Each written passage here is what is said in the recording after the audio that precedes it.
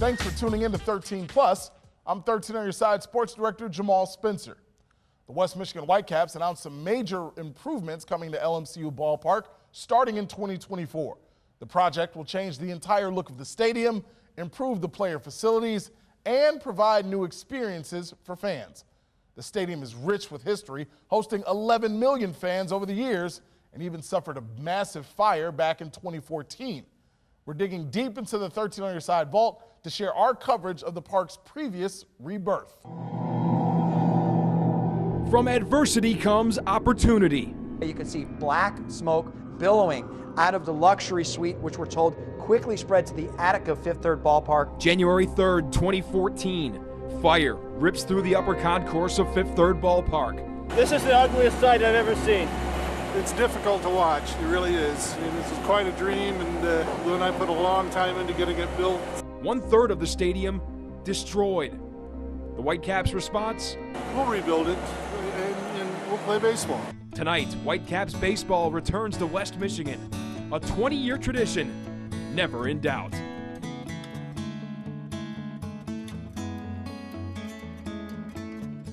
The Whitecaps are able to rebuild in time for opening day on April 8th, 2014, and 13 on your side was there for the game.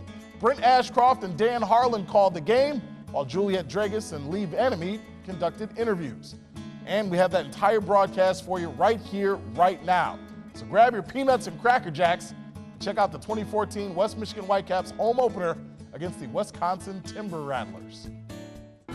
Never in doubt, Whitecaps baseball is back here at Fifth Third Ballpark. Hello, everybody. Welcome to Whitecaps baseball here on WCCM 13. I'm Dan Harlan with Brett Ashcroft. Welcome to the 2014 home opener here at Comstock Park. The Whitecaps hosting the Wisconsin Timber Rattlers. Hard to believe that 3 months ago, this entire section of the ballpark destroyed by a fire.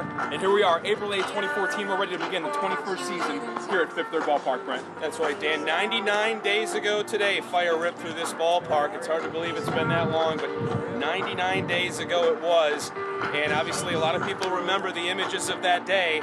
Certainly remember the tear-filled news conference that Denny Baxter had the afternoon on January 3rd. He said, we will rebuild it. And in 3 months, through one of the worst winters that we've experienced in West Michigan in 30 years, construction crews have been out here day and night working on this baseball field and this park to get it ready for April 8th, which is today, for opening day, so baseball can return to West Michigan, and here we are, they did it. It's going to be an emotional night here. We'll have lineups in the first pitch of the 2014 season here at Fifth Third Ballpark. Whitecaps baseball coming up next.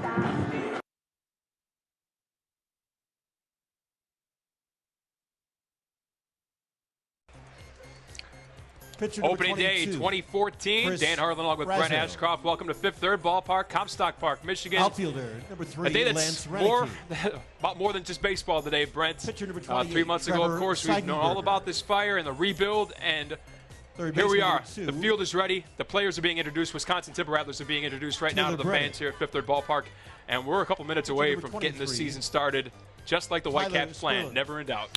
Never in doubt, Dan. January 3rd was a day that the folks and the baseball fans in West Michigan certainly will not forget anytime soon.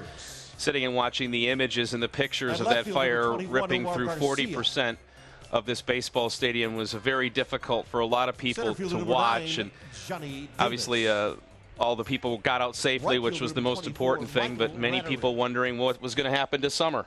This ballpark, in 21 years of existence, has quite literally become a member of the community.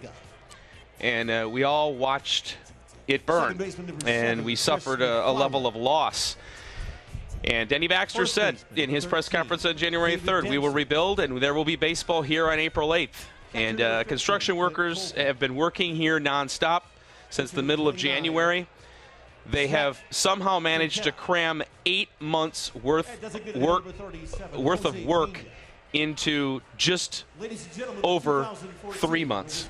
And how they managed to do it, I have no idea.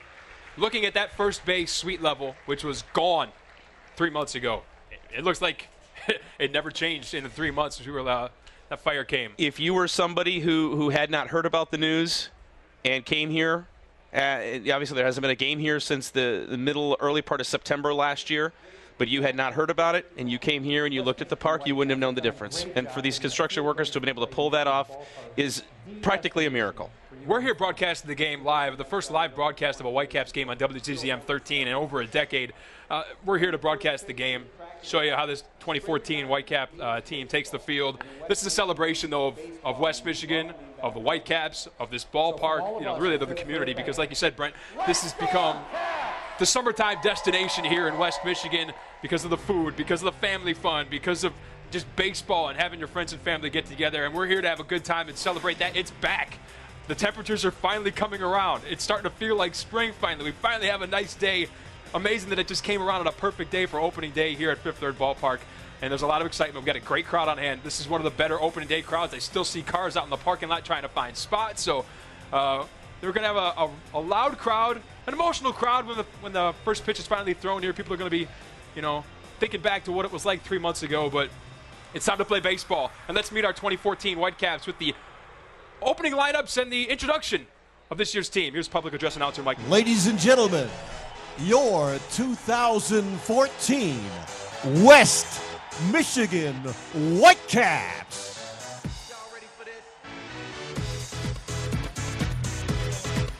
Your manager, a member of the 2004 Midwest League Championship, all the way from Sydney, Australia, number 17, Andrew Graham.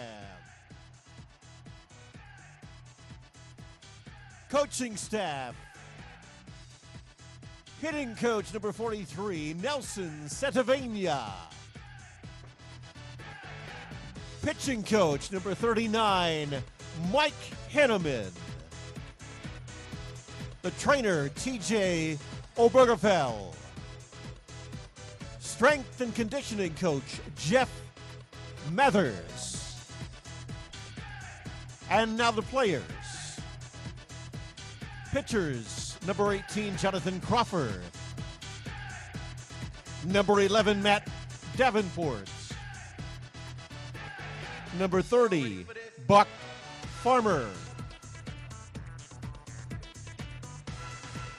Number 19, Julio Felix. Outfielder number 24, Tyler Gibson. Pitcher number 20, Chad Green.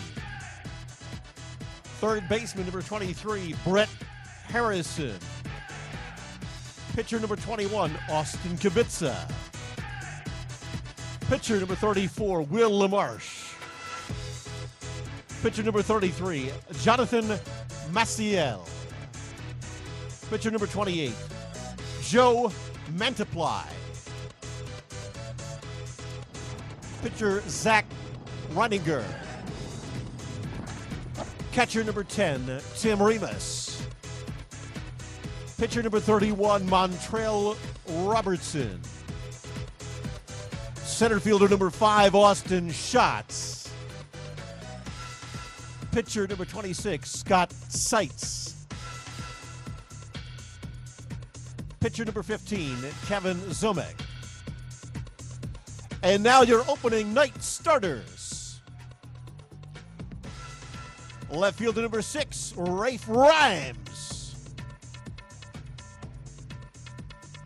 Center fielder number 36, Winton Bernard. Right fielder number 32, Ben Verlander. Third baseman number 4, Jose Zambrano. Shortstop number 8, Kurt Powell. Second baseman number 7, Javier Betancourt. First baseman number 25, Dominic Ficacello. The catcher, number 14, Bennett Picard. Pitcher number 44, Jeff Thompson. Tonight's designated hitter number 9, Harold Castro. Ladies and gentlemen, your 2014 West Michigan Whitecaps.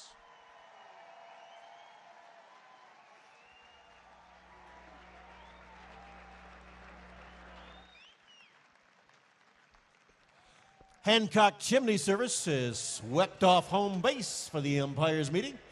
You should call their certified chimney technicians at Hancock Chimney Service to make sure your chimney is venting safely with a certified camera scan inspection.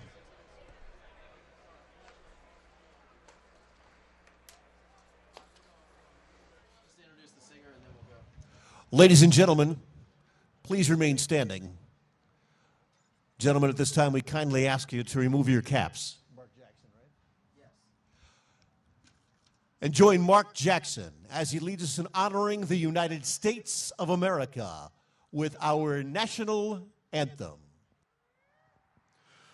Oh, say, can you see by the dawn's early light what so proudly we hailed at the twilight's last gleaming, whose broad stripes and bright stars through the perilous fight o'er the ramparts we watched were so gallantly streaming, and the rocket's red glare, the bombs bursting in air, gave proof through the night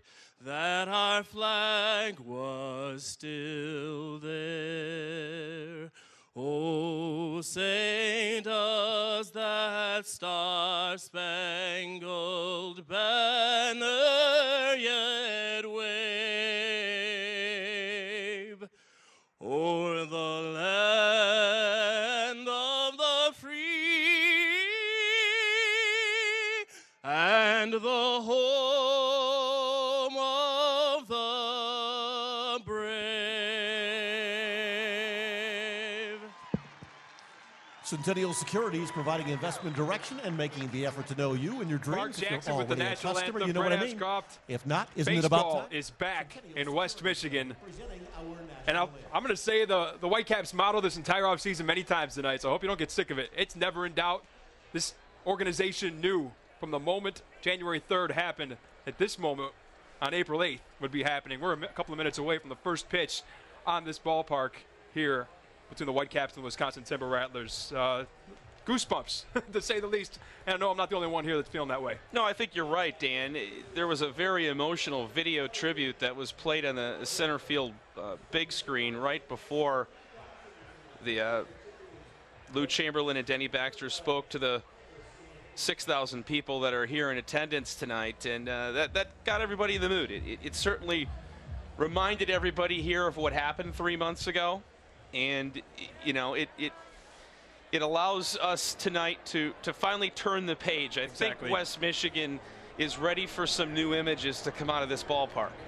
You know, we've been seeing the fire pictures and the rebuilding, which has been awesome to really pay attention to and watch and follow. The Whitecaps have graciously provided West Michigan with a time-lapse camera of the entire rebuild, so whether you are at home or you're on your iPhone or you're at your computer screen, you could go to their website and watch the rebuild happen in real time.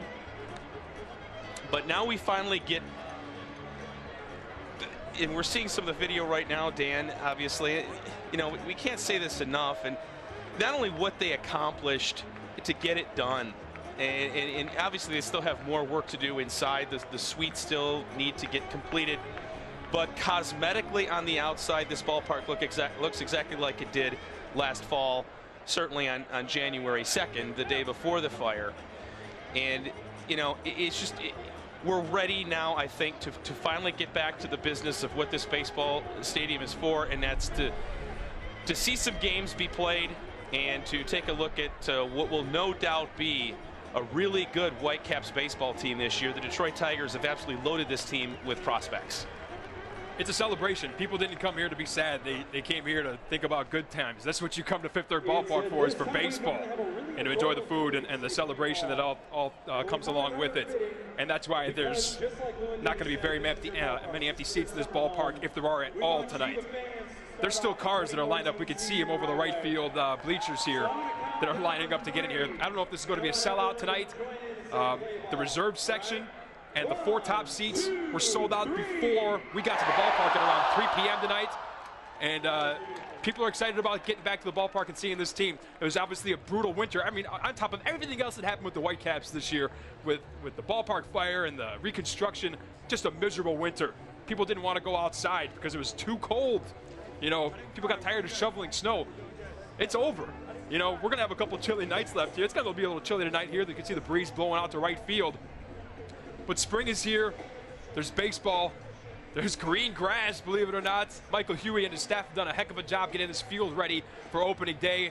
Whitecaps have a couple of home games in a row. They're going to be put to the test. They're putting a lot of work here. But we're ready for baseball, and we're going to see what Andrew Graham and his 2014 group of Whitecaps can do on the field in just a couple of minutes here as they are discussing with the umpires the ground rules right now. Well, Andrew Graham is an interesting story, Dan. Obviously, from Australia, there are not many professional baseball managers from Australia. He's one of the few. And he was actually a member of the 2004 West Michigan Whitecaps Midwest League Championship team. He was a catcher on that team. And for him to come back and kind of come full circle and now kind of manage the team that he helped win a championship with a decade ago, I'm sure he's very excited as he shakes hands with the umpires at home plate. And we are closing in on watching the 2014 Whitecaps team about ready to take the field for the first time this year. Very exciting. Andrew Graham, the first former player to be a manager of the Whitecaps, also the second youngest manager in team history. And here come the 2014 Whitecaps taking the field for the first time here at Fifth Third Ballpark.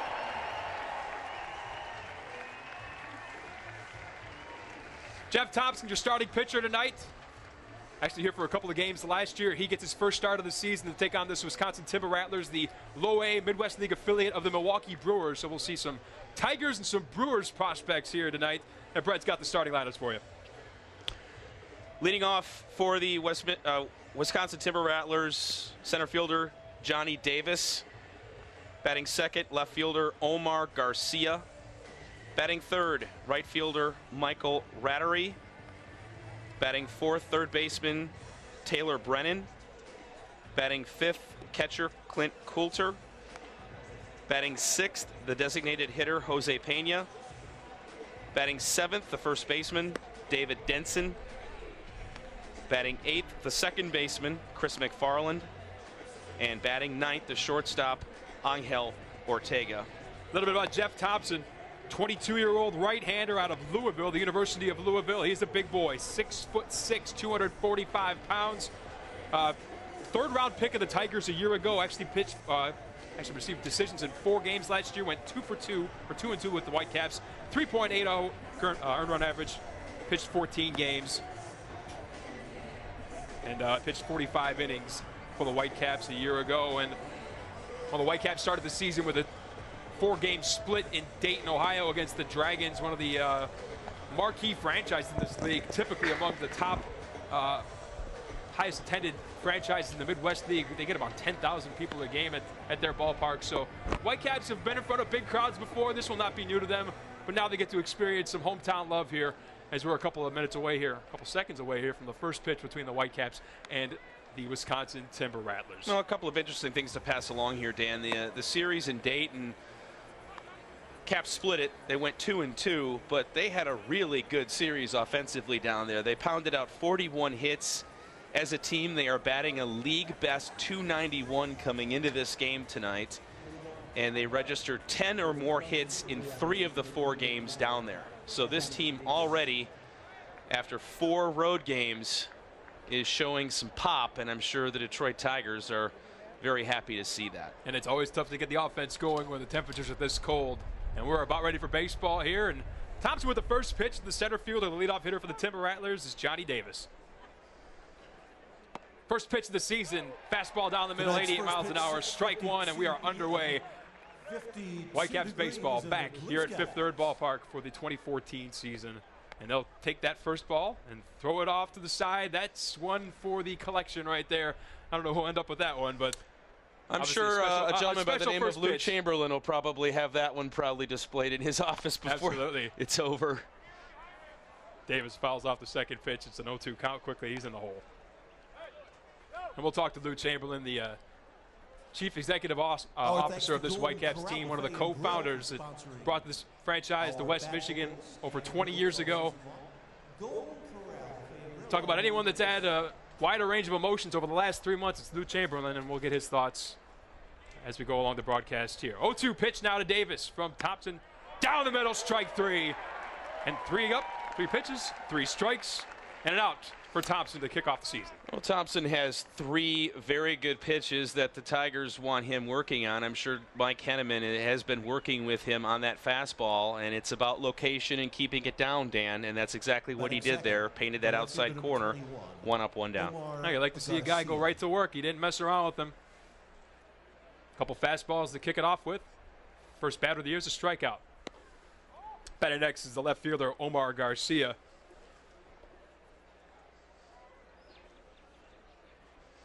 Whitecaps play him straight up. Pitch fouled off, and it's a 1-1 count here. Just a reminder, ladies and gentlemen, that foul balls do make their way into the seating area. Well, Brent, talking about never in doubt. The one doubt we had possibly going into this game, we knew there'd be baseball at this point. But I didn't think we could anticipate weather like we've had today. I mean, outside of the breeze, about a nice day as we've had in the so-called spring here in West Michigan. The spring that hasn't quite sprung, is that what you're getting at? Well, it was about a week ago. I think they were actually forecasting a possible rain shower on this day. But obviously we have been provided with a wonderful evening here for baseball, no question about that. Omar Garcia at the plate, the left fielder. He's a former 7th-round pick last year of the Milwaukee Brewers. He stands in with a 1-2 count against Jeff Thompson. Here's the pitch. In the dirt, we'll even him up at 2-2.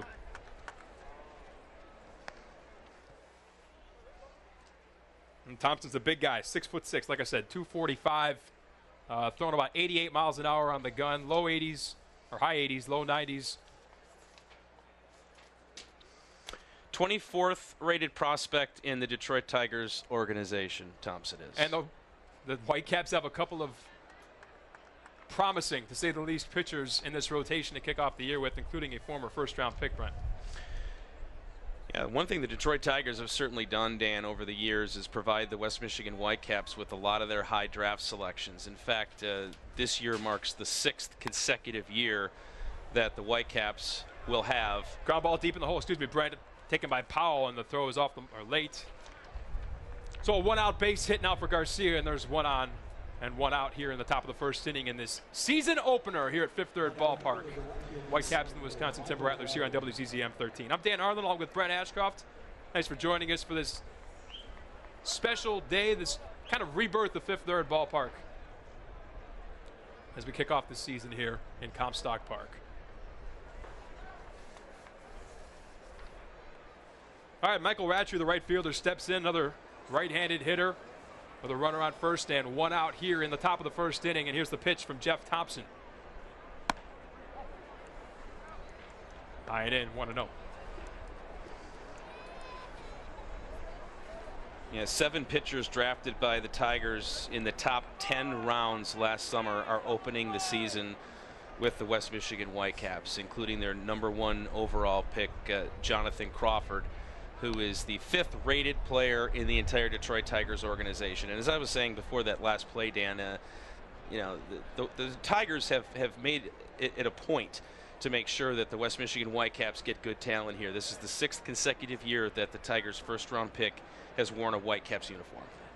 And one thing about that, we've had some great prospects come through over the years, and we'll talk about that throughout the course of the broadcast. But as a whole, I think front to back, this might be as talented as a team as we've seen in quite a while. We've always had those high-end guys, your Nick Castellanos, your Cameron Maben kind of players, but this year, maybe more depth than we're used to. And some speed. There's going to be some speed on this team. There's going to be certainly some power. Dominic Ficacello is a guy who is known to hit the long ball. He's a great hitter, and he had a really good series in Dayton this past weekend, and I'm sure he's looking to excite the home fans here as well. Maybe we'll see something from him here this evening. Well, Michael Ratteri up here, 2-0 against Thompson. The pitch is 3-0, and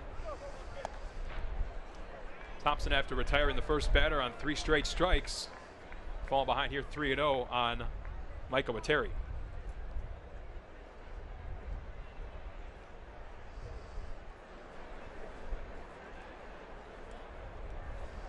Runner takes his lead off first, and here's the 3-0 pitch. Terry taken all the way. It's right down the middle, 3-1. Well, we got a good hitters count here, Dan. We'll see if Garcia might be running here. Maybe a little hit and run here to start. Maybe Wisconsin wants to play a little bit of small ball here, see if they can manufacture a run. Hard to do some advanced scouting on the Wisconsin Timber Rattlers. I'm not going to lie to you right now. There we go. And the runner in motion. Throws going to be well late. And it gets into center field. And Garcia is going to trot into third as the ball gets away from the shortstop, Kurt Powell. And now it's a runner on third and a full count to Michael Ratteri.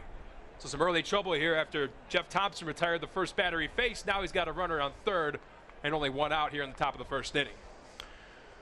Well, we'll see if Thompson can pitch his way around this.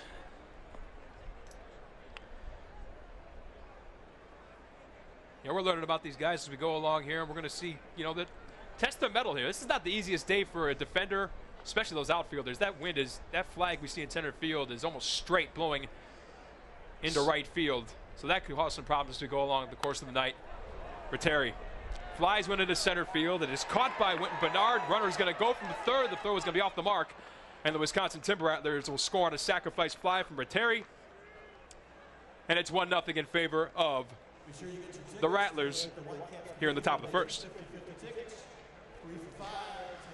Well, it's about minimizing the damage there, Dan. Obviously, it would have been nice if Thompson could have gotten the strikeout there, but wasn't meant to be. Sac fly to center. Pretty easy tag and score there by Garcia. That doesn't take much. Throw got away from the second baseman on the attempted throw out at second base, and runner ends up at third. Score him on the sac fly. It's 1-0 quickly here in the first inning. Third baseman Taylor Brennan at the bat. Another right-hander standing in. He is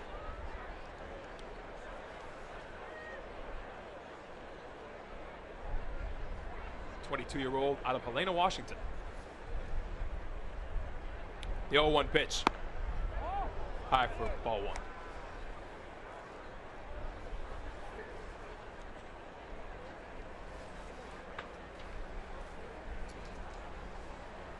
Jeff Thompson delivers the 1-1 pitch. Ground ball to shortstop, easily gobbled up by Kurt Powell. Throws the first, and that'll retire the side, but not before the Timber Rattlers score the first run here at Fifth Third Ballpark this season. 1-0. Whitecaps making their first at bat of the year after the break. It's now time for... Welcome back to Whitecaps baseball here on WCCM 13. Dan Harlong with Brent Ashcroft. The 2014 home opener for the Whitecaps as they take on the Wisconsin Timber Rattlers. Rattlers score one unearned run in the top of the first to take a 1-0 lead as the Caps get set for their first ABs of the home portion of their schedule. Kurt Powell, the shortstop, will lead it off, followed by Javier Betancourt and Rafe Rhymes, the first 3 batters here for this Whitecap lineup put out by first-year manager Andrew Graham, and Kurt Powell steps in. Kurt Powell hit .375 in the series in Dayton over the weekend, Dan. In the 4 games, he had 6 hits, 1 triple, 1 double, 2 RBI, 9 total bases. So this is a young man at the top of the lineup who certainly has proven thus far through 4 games that he can set the table properly for this baseball team. And another guy that had a brief cup of coffee with the Whitecaps last year after starting the year with the Connecticut Tigers in short season. Played 4 games with the Caps last year, batted .357, 5 hits and 14 at bats. See what he can do against starting pitcher here for the Wisconsin Timber Rattlers, Zach Quintana, the right-hander, and Powell quickly up 2-0 in the count.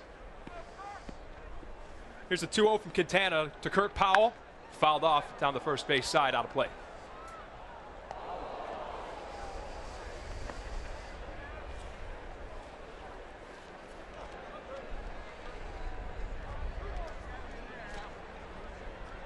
A little bit about Zach Quintana, Las Vegas, Nevada resident, just 20 years old. Sky fly ball to center or right field there for Powell, easily hauled in by Rotarian Wright, and there's one gone here in the bottom of the first inning for the Whitecaps, and that'll bring up the second baseman, Javier Betancourt. Well, Javier Betancourt, Dan, is a guy who is extremely high on the Detroit Tigers' radar right now. He is the number 14 rated prospect in the entire organization, infielder, and in preparing for tonight's broadcast, I was reading up a little bit on him, and there's a lot of people within the organization who are already comparing him to an Alan Trammell, Lou Whitaker type. And boy, if there are Tiger fans listening at home right now, I'm sure they certainly remember those two names and what they were able to do. And that's what he does. Yeah. He gets base right hits. on cue, base hit to right field. There's your first base hit of the season for the Whitecaps here at Fifth Third Ballpark. Betancourt with a base knock to right. And there's one on with one out here in the bottom of the first inning. And Rafe Rhymes steps to the plate. And I remember Rafe last year because of his at-bat song was one of my favorites, Mark Morrison's Return to the Mac, which Brent Ashcroft is a big fan of. But Rafe steps into the plate with one on here in the bottom of the first inning. Huge fan.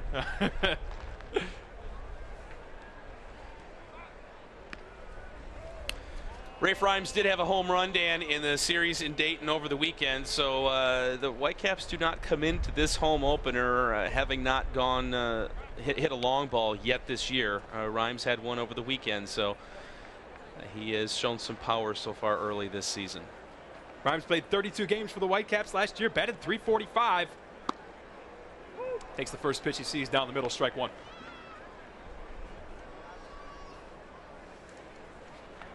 Yeah, surprisingly, Rhymes homers in his first series in his second year with the Whitecaps. Had no homers last year between both Connecticut and West Michigan. As he sees the 0-1 from Quintana, inside for ball one. You know, getting back to Betancourt, Dan, the youngest player in the Midwest League to start the year. Third youngest, actually. 18 years old. He's the only teenager on the Whitecaps team this year, believe it or not. Tremendous upside. Looking for, yeah. I think we're getting a quick taste of it with the base hit to right field, going opposite field to start off his career as a Whitecap here at Fifth Third Ballpark. Rafe Rhymes ahead in the count, 2-1.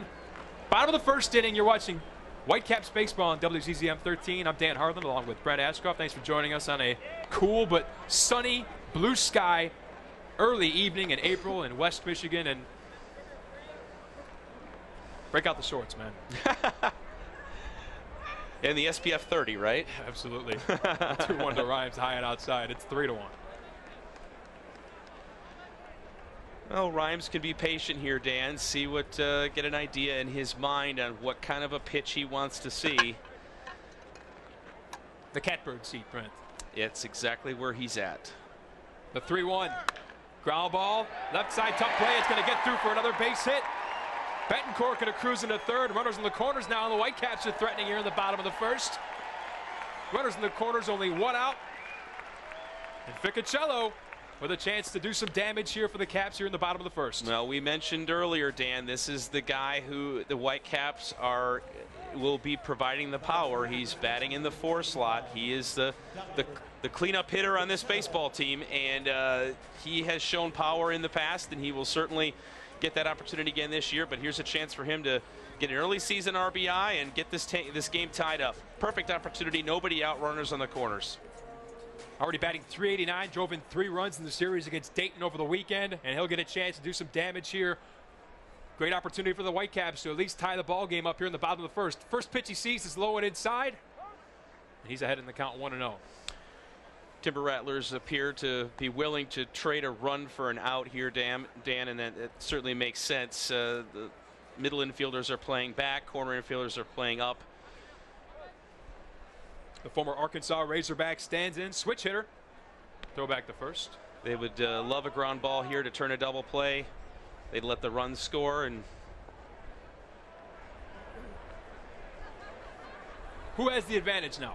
On these early April afternoons, evenings here. Chilly day, windy day. Pitcher, hitter, is that what you're asking? Tough to say.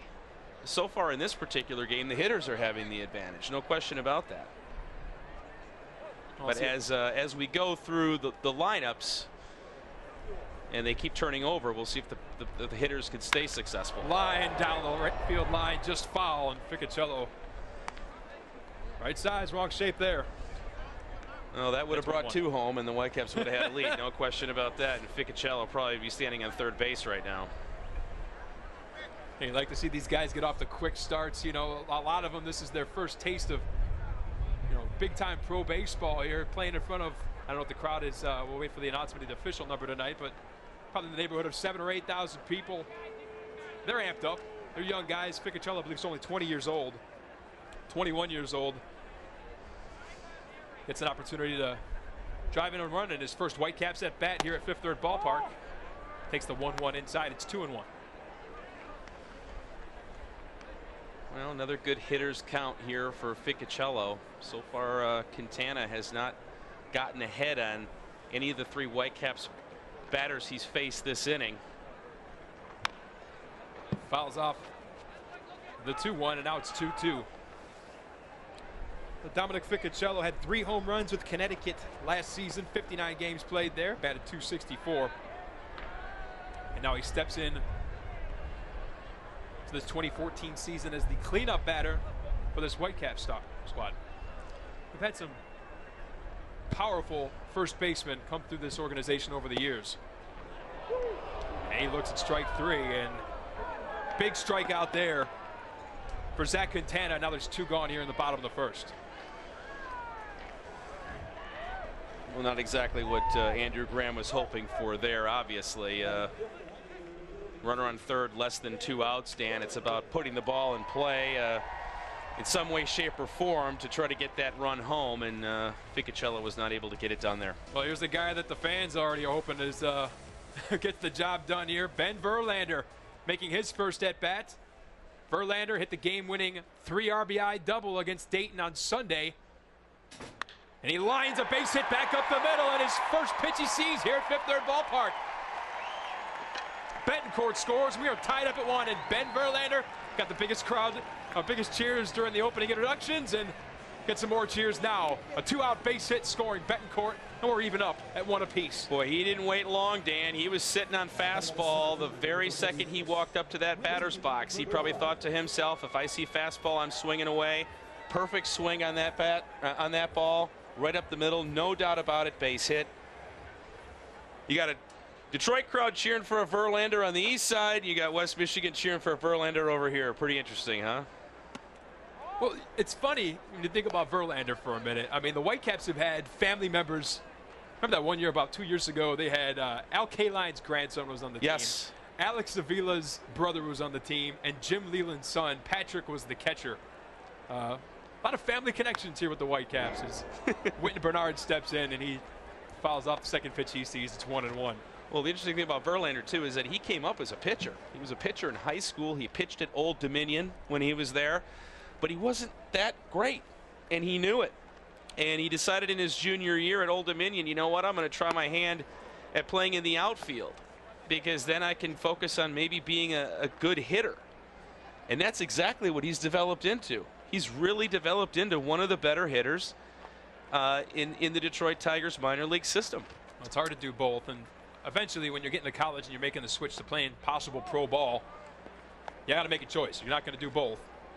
And if he stayed a pitcher, Dan, I think everybody would have expected him to match his brother. Right. And how can you possibly expect that from anybody? Justin Verlander has developed into one of the best pitchers in all of baseball. And we're guilty of it here, too. Every time we've interviewed him, you know, the last week since he was named to the Whitecaps roster, we ask about his brother, and I'm sure he heard it all before. Bernard, runners in motion. They're both advanced here.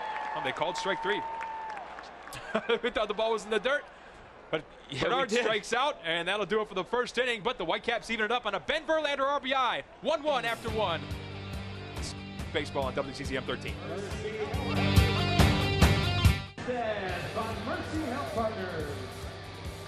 Here's another look at that. Last out, Wynn Bernard trying to check his swing there, struck out to end the inning. And the Whitecaps strand a pair as we end the first inning, still tied at 1 apiece. And we are joined in the booth by a guy I've seen quite a bit over the last 3 months, the Chief Executive Officer of the Whitecaps, one of the co-founders, Lou Chamberlain.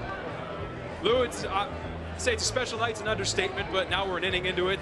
Your thoughts? Well, playing baseball.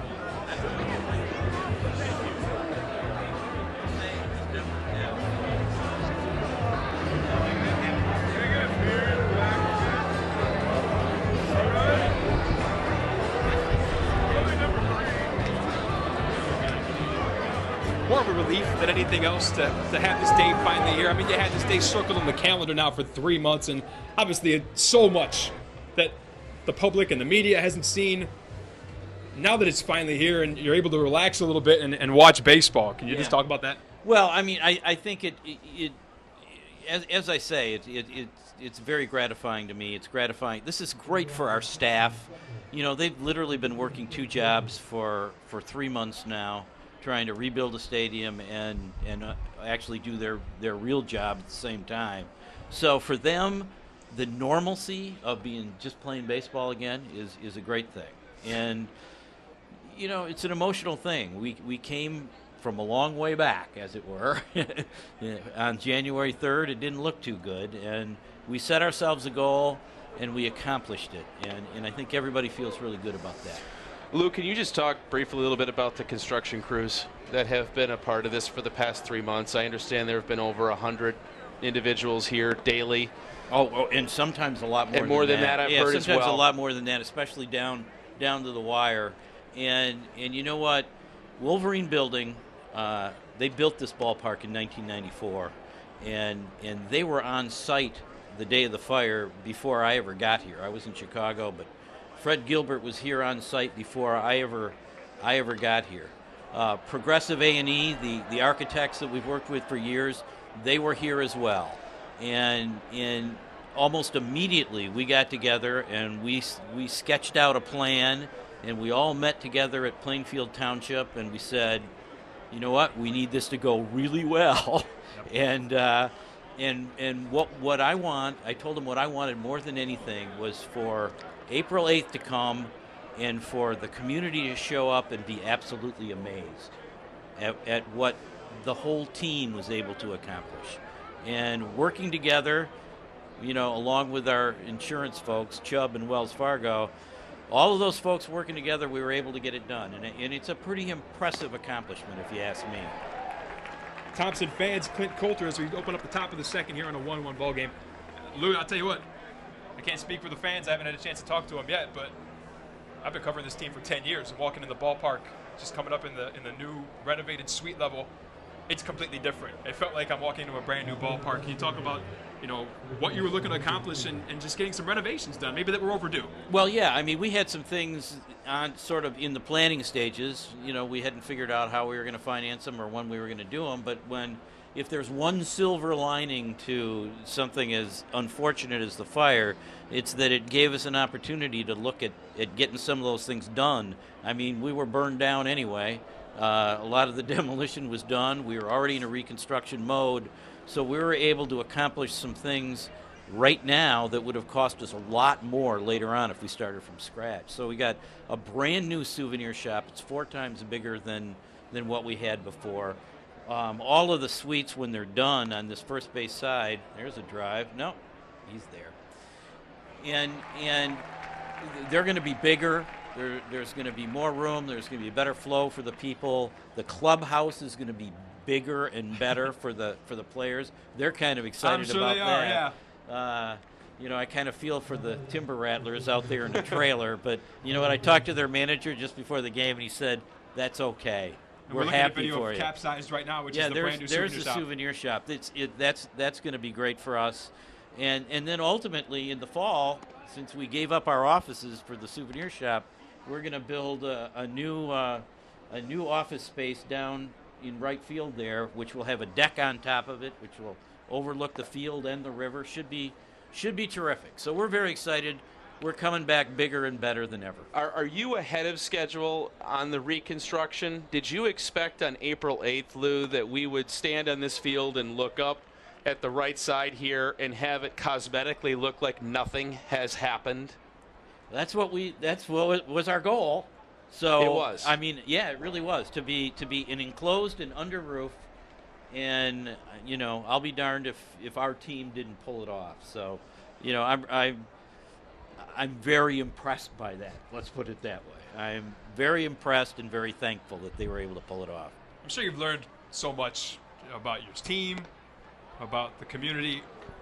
What's the one thing you'll take away from this whole experience that you probably didn't know about what you had here with the Whitecaps?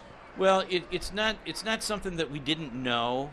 It's just something that you sometimes don't realize how important it is, and that's the amount of community support that we have. The outflow of community support that we got when that fire occurred was absolutely astounding, and it really helped lift us, and it helped motivate us. And sometimes we never take the fans for granted. We're all about the fans, but sometimes you forget just how much they care about us. So it's great. They motivated us. We got it done, and what we really learned is that this is their ballpark even more than it is ours. Can you compare this opening night, Lou, to the one 20 years ago on April 12th? I mean, in that one, it was a brand new team, brand new ballpark, so much new, but in a way, we're celebrating a new ballpark again on this opening night, aren't we? Yeah, we really are, and I was going to say the feelings are very reminiscent. Not only my personal feelings today, just knowing how far we've come and all the hard work we put in, which is very similar to the feeling that we had in 1994, but also the fact that this was it was such a rough go, and we went right down to the wire, just like we did in 1994. Last week I stood on that concourse and I looked around and I went, "There's no way," and I believe I said those exact same words in 1994. So there was a bit of reminiscence there. It just through everything. I keep thinking about the winter that we had and how much that affected things as well. I mean, the day of the fire, it was another one of those brutal winter days that we had when it was -10 wind chills. I mean, it seemed like everything that possibly could have been, as bad as it was to have the fire, everything else on top of it, it just seemed to like kind of snowball to a degree. And to see where it is right now, it really is astounding. Right. We had everything they could throw at us, and we took it and came back. So we picked ourselves up, we dusted ourselves off, and here we are again, and we're going to have a great season, and we're having a lot of fun. Now, is the plan to have the Whitecaps clubhouse back open for business on the proper side of the stadium by May 1st? Did I hear that as a target date? I think that's a target date. We're gonna have to wait and see. I haven't really talked to Wolverine about that yet, but I think that they would probably be comfortable with saying that. Yeah, and let's face it, now that we're here and we're done with what we've accomplished so far, the next top priority is that clubhouse. A couple of walks here for Jeff Thompson in the top of the second. 2 on, 2 out here for the Timber Rattlers in a 1-1 ball game here in the top of the second. We're here with Whitecaps CEO, co-founder Lou Chamberlain here at Fifth Third Ballpark on this 2014 home opener. After 20 years of seeing the Whitecaps in the first base dugout, I still can't get used to having them in the third base dugout. But that's the way it's going to be for a while. Will that be that way for the entire season? No. And that's what we're just talking about. I think our clubhouse should be done. I think certainly by the beginning of May, and when that happens, we're going to move back over here. Our guys will be in this new, expanded, bigger and better clubhouse, and the visitors will be back here on this side. Okay. So back to normal, so to speak. It's eventually getting there. It's slowly but surely. Let's get your impressions, Lou, just on the baseball team itself. The Tigers, once again, have loaded this team with prospects. 7 of the 10 pitchers drafted by the Detroit Tigers in the 2013 are wearing Whitecaps uniforms. You have their number 1 and number 2 draft picks. Yep. Jonathan Crawford being the headliner. Obviously, he's the number 5 prospect in the entire organization. And frankly, Dave Dombrowski has made it a point, hasn't he, of making sure that whoever the one of your top draft picks are, the #1 draft pick is in the Tigers organization, he starts here and plays here, right? Yeah, Dave, you know what? Dave is a great guy, and he understands what we're all about, but he's not stupid either. He knows that he's building Tigers fans over here. And so he's motivated to put good teams in here, but he also supports our organization, and he understands it's good for our fans, but it's also good for business to have those high draft picks in here. And if there's any way possible, he makes sure that they're here. You know, I think we're gonna have a good team this year. The pitching is gonna be great. We know that for sure. We got a lot more speed than we've had in the past, and we won't be hitting as many home runs, but I think we'll be scratching out some runs. And Andrew Graham is, I think, a great young manager who's coming on. It's really exciting to have a former player returning. Lou Chamberlain, congratulations. Baseball is back. Thanks for joining us up here. We'll come back with the bottom of the second inning. Whitecaps baseball on TCM 13 after the break. All right.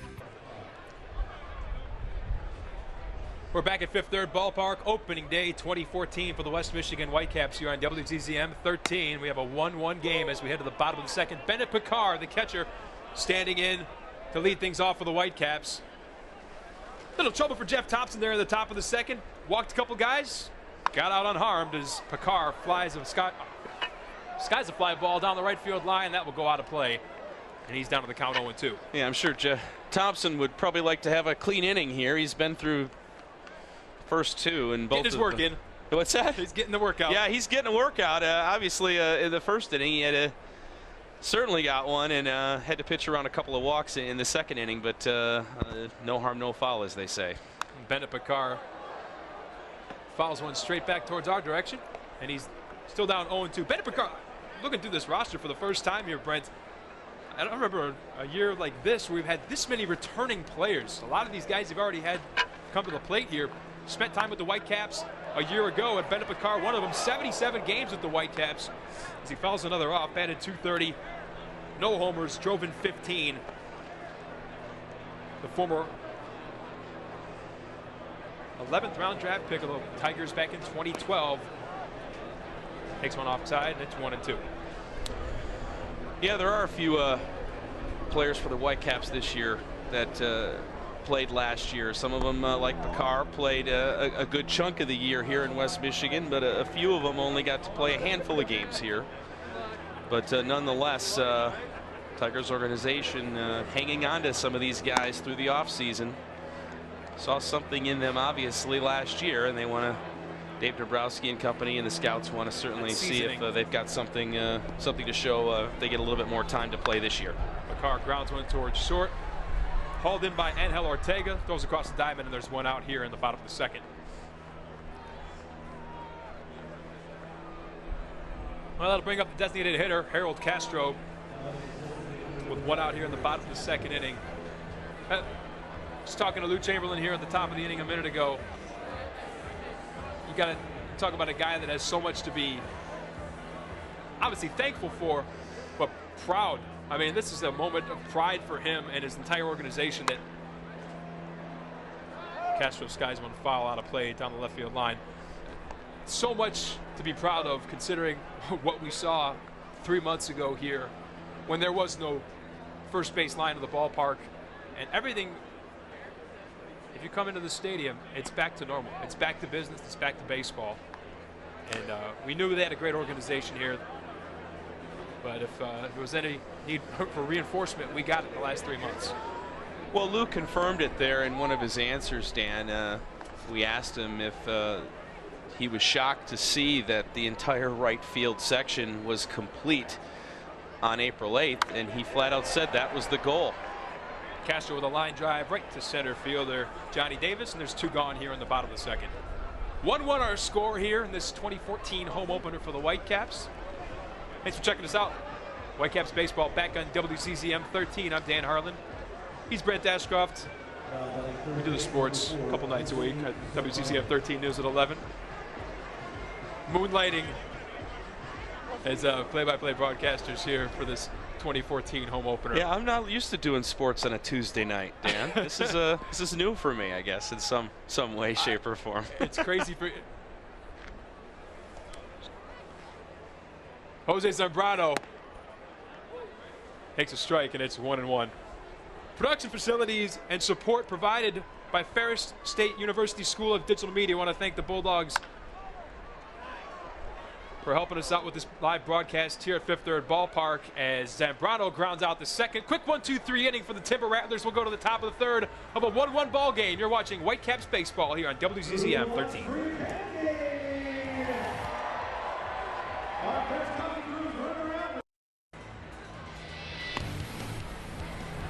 Top of the third inning about to commence here at Fifth Third Ballpark on this opening day for the Whitecaps 2014. Dan Harlan along with Brett Ashcroft.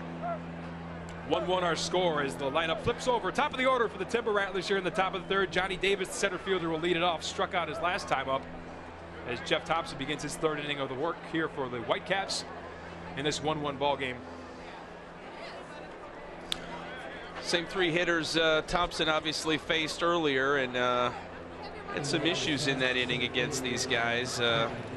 Omar Garcia, the number 2 hitter, and who's in the on-deck circle right now, is the one that caused the most problems. But we'll see if Thompson can mix up his pitches here nicely, maybe fool these guys a little bit and get out of this inning clean. A couple of walks in the top of the second, and let's see what he does with the order the second time around. Here is Davis. Takes the first pitch he sees, and it's 1-0. Off the second pitch. Davis squares around the bunt, fouls it back, and it's 1-1. I'm surprised. One of the surprises about the ballpark I've seen tonight, Brent, is the fact that the grassy areas, the hills, beyond the actual seating area, were open today. Considering how bad the weather was, I thought that would be closed off for weeks as Davis puts the bunt down, another foul ball, and it's 1-2. There's plenty of fans, especially on that right side where there's lots of sunshine right now. The last remaining amount of sun in the ballpark right now is beaming on those fans in right field. We got a great crowd here tonight. This is truly impressive. Well, it's just a fantastic night, as we said, for baseball. I know we've been talking all night, Dan, about tipping our caps to the construction crews who've helped rebuild this ballpark over the course of the last 3 months, and obviously the Whitecaps organization for sticking to task. But you know, we also need to offer up some kudos to the grounds crew here at Fifth Third Ballpark. Like you said, getting this field in shape and ready to play baseball here tonight. It could not have been easy after this brutal winter that we just had. I mean, even my backyard is in bad shape. I need to get the grounds crew over to my backyard to help me out. This is the first green grass I've seen in West Michigan since September, so it's a very welcome sight. Garcia fans on a 89-mile-an-hour fastball around his neck. He strikes out for the second time. So 1 out here in the top of the third. Here's Omar Garcia, base hit, scored an unearned run. The Timber Rattlers' lone run of the game back in the first inning. And he's got a 1-1 count here in the top of the third. The pitch from Thompson. Another square around for bunt. Missed that one. It's now 1-2 on Omar Garcia, the Timber Rattlers center fielder.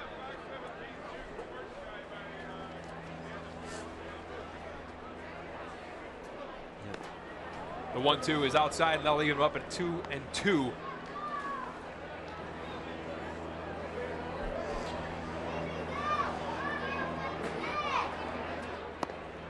And now the count goes full on Omar Garcia in the top of the third.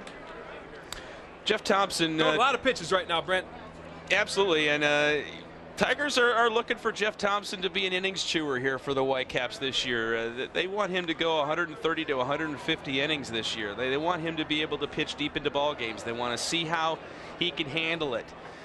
And Mike Henneman certainly is going to have to keep a close eye on him and make sure that he's able to be a horse. And he had good numbers last year.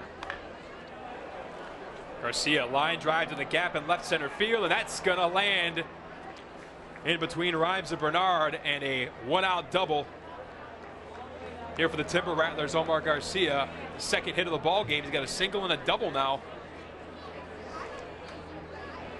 in the top of the third. All right, our Lee Vandermeer is down somewhere at Fifth Third Ballpark with Whitecaps president Scott Lane.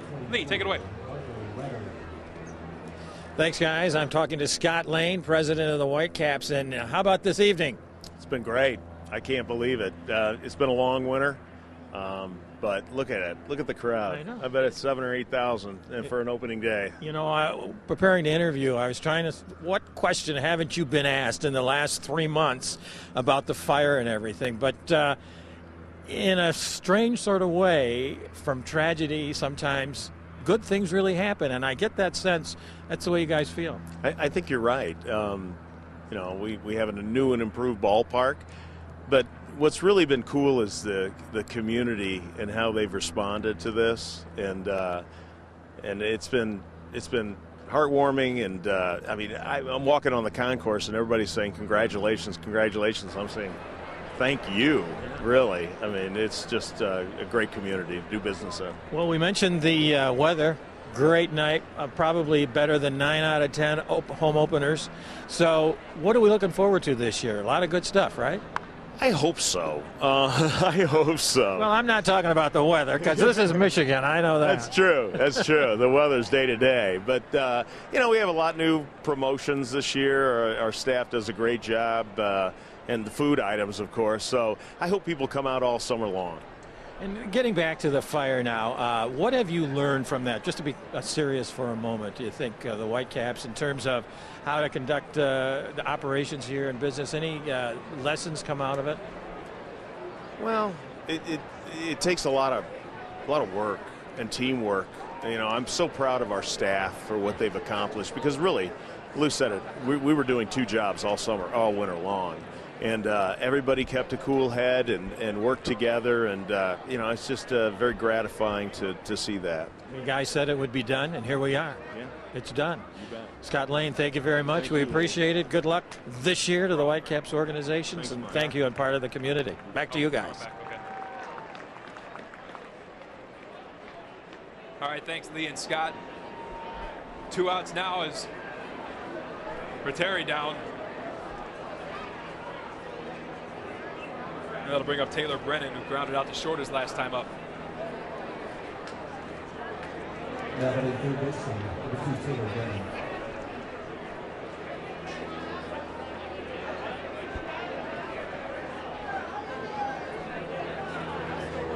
Scott Lane, another one of those Whitecaps executives that have had some long and probably sleepless nights over the last 3 months. And again,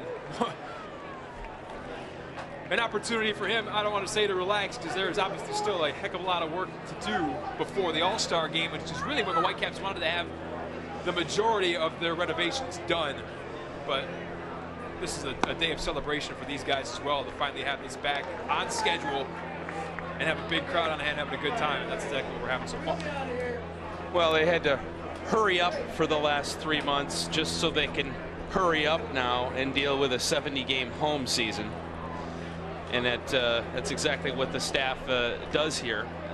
You know, it's amazing, truly, unless you're married to the organization, which somebody in this booth happens to be. I may be the only person you know, only person I know of that is a member of the WZZM family and a member of the Whitecaps family. So talk about a conflict of interest, right? I guess I'm the poster child of that, right? This is the hometown team. It's okay. You know, I know what it's about when my wife has to work an 8-game homestand, and then you get a day or 2 off, and then you got to work a 6-gamer. And this is what it is, and this is what you want to work for the West Michigan Whitecaps. That is exactly what it is. You will be working weekends, you're going to work days, you're going to work nights. Some people in the front office, like Jim Jarecki, I'll name him, he does the tarp. You know, he'll run out and do tarp crew. I mean, you know, they mix Everyone's people. got to do everything. Absolutely. Yep. And you know, it's just a tremendous organization to work for.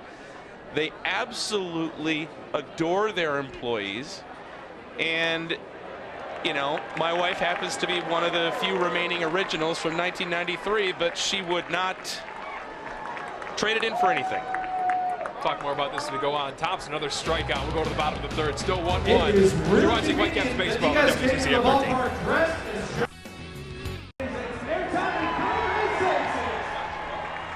Opening day 2014 here at Fifth Third Ballpark. The Whitecaps and the Wisconsin Timber Rattlers.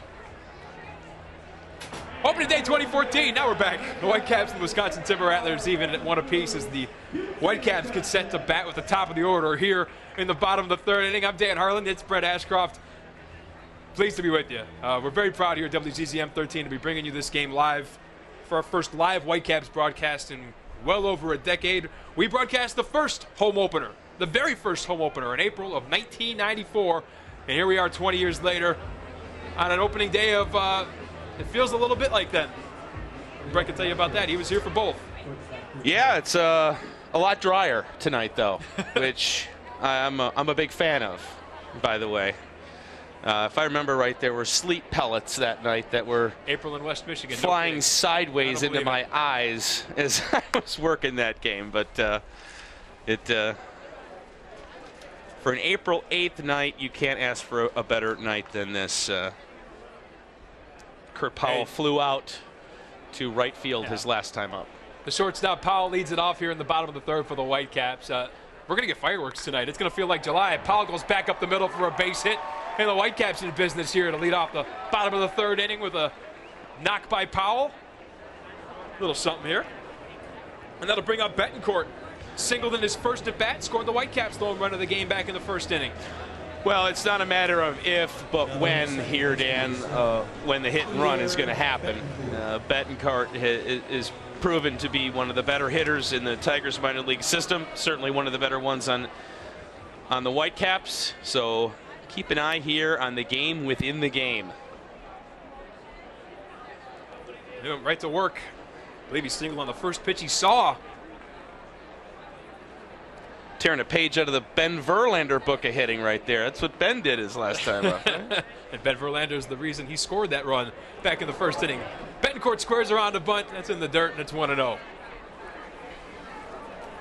Zach Quintana, the Timber Rattlers pitcher, beginning his 3rd inning of work here. He's given up 1 run. It was earned on that Verlander base hit in the 1st inning. And it's still a 1-1 game here in the bottom of the 3rd. There it Runner is. in motion, and they tried that hit and run there, Brent, and Betancourt fouled it off. 1-1.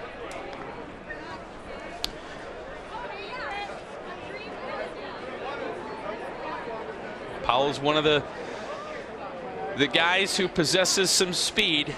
This is exactly what Andrew Graham wants to see right here. Leadoff guy on, best hitter, one of the best hitters in the team in the 2-hole, trying to make something happen. We're going to find out what our manager's all about here, too. I mean, that's the first time we've seen Andrew Graham as a manager. Obviously, he played here.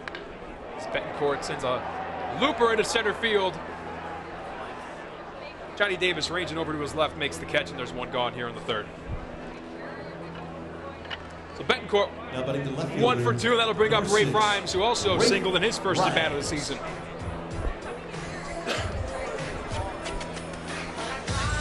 Ray Frimes, no relation to former Whitecap Will Rhymes. In case you were wondering. You pulled that one out, didn't you, huh? I remember that from last year because I had to ask those questions. You see the same name in the same organization, you got to wonder, it's like, oh, is this related? No, the answer is no. Ray Frimes stands in, takes the first pitch to strike. He's down 0-1. He was picked by the Tigers in the 15th round of the 2013 draft, so Ray Frimes is one of those Tigers prospects that Dave Dombrowski has decided to plant here as a member of the West Michigan Whitecaps this year. He's got the Whitecaps' lone home run on the season, as we mentioned. Batting .286 on the year. He's got an even count at 1-1 here in the bottom of the 3rd inning.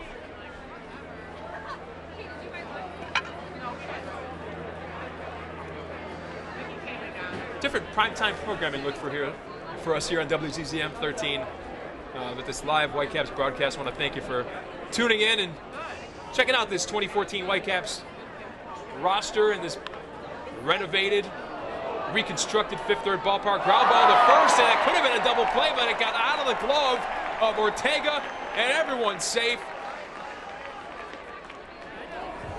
Well, Ortega would have had to make a tag on that play, Dan, because the first baseman touched first base and got the out there first, so a tag would have had to have been applied there. I don't know if he would have been able to make that tag. You turn your head to look at the computer for a second. You didn't see the tag at first base. Yeah, this is learning on the job play-by-play broadcasting here, too. Trial by baptism, right? Absolutely. No error. We get the call from official scorer Mike Dean in the booth next to us there. You got to have one eye on 5 things at once. This is one thing we got to learn here. So there's 2 gone here in the bottom of the 3rd, and Ficacello at the plate. He struck out his first time up.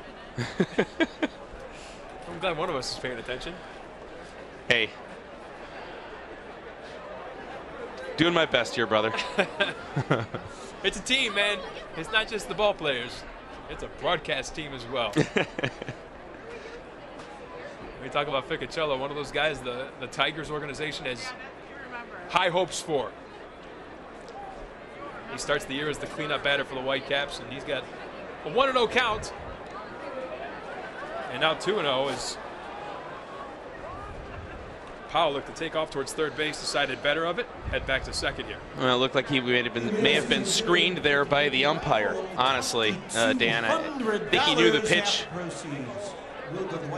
I think he knew that the pitch got away from Clint Coulter, but I don't think he knew how far it got away. And had he seen that it was bouncing a good 6 feet away, he probably should be standing on third base right now. Yeah, a guy with his kind of wheels probably. But not the case. So still 2-0 on Ficacello here.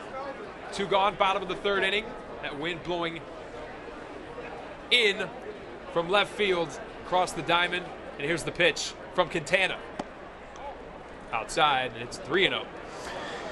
Stadium lights are starting to kind of take over the field. Just a sliver of sun left now out near the right field Pioneer State Mutual Insurance deck. So sun no longer an issue for these players.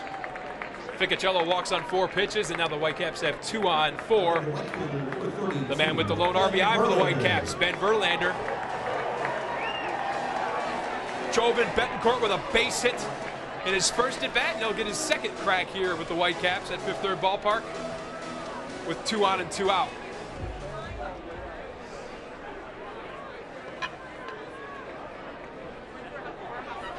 Quintana delivers, and it's inside for ball 1.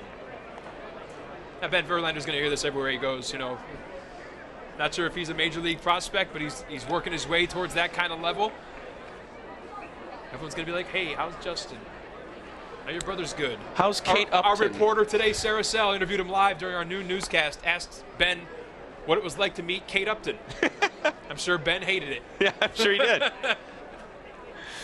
No. To constantly be asked about that. He had nothing but nice things to say about Kate Upton. Yeah, he's always asked, a Michigan native, no what's less. it like to be Justin's little brother? Yeah. But he wants to be his own Verlander. And so far this season, he's showing that. Like you said, a big hit in Dayton over the weekend. Got the lone RBI here tonight. So far, this particular Verlander is holding his own. Indeed he is. 4 RBIs in his last 2 games, including this one. And he's got a chance with the runner on second. Another on first to do some more damage here in the bottom of the 3rd inning. Verlander already up, batting .353 in the first 5 games of this season. And the right-handed batter stands in with a 2-1 count here in the bottom of the 3rd. You'll have to wait a few more seconds here. Yeah.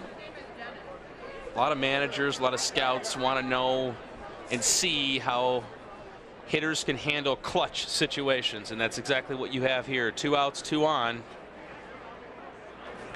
Verlander chops one towards first. Over to his right is David Denson. Throws to the pitcher to retire the side here in the bottom of the 3rd. We're through 3 at Fifth Third Ballpark in this 2014 opener. Timber Rattlers and the Whitecaps tied up at 1 apiece. You're watching Whitecaps baseball on WCCM 13.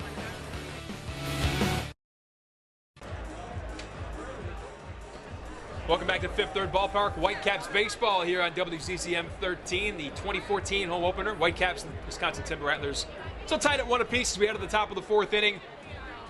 Jeff Thompson starting his 4th inning of work. Solid night so far. He's struck out 5, allowed 1 run unearned, walked a couple, and he'll take on the 5, 6, and 7 batters for the Timber Rattlers here in the top of the 4th.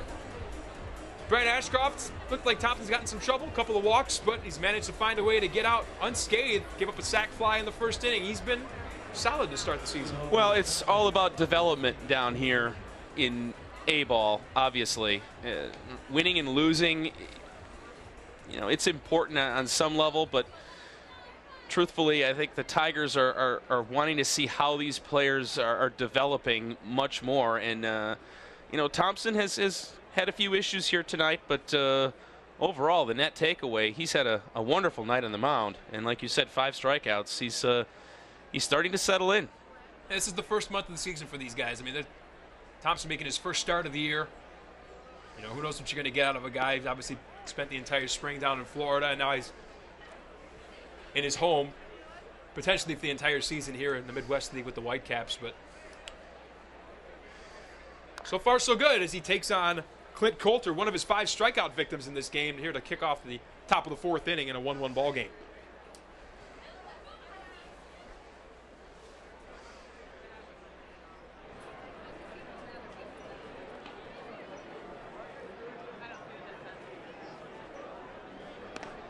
When are you going to give me the green light, Dan, to go off on my Tigers tangent? Because I told you I was going to have one at some point. I think West Michigan is, yeah, I know they're Are they craving for that? The edge of their seats, and I feel we should just maybe make them wait as long as we possibly Really? can. No.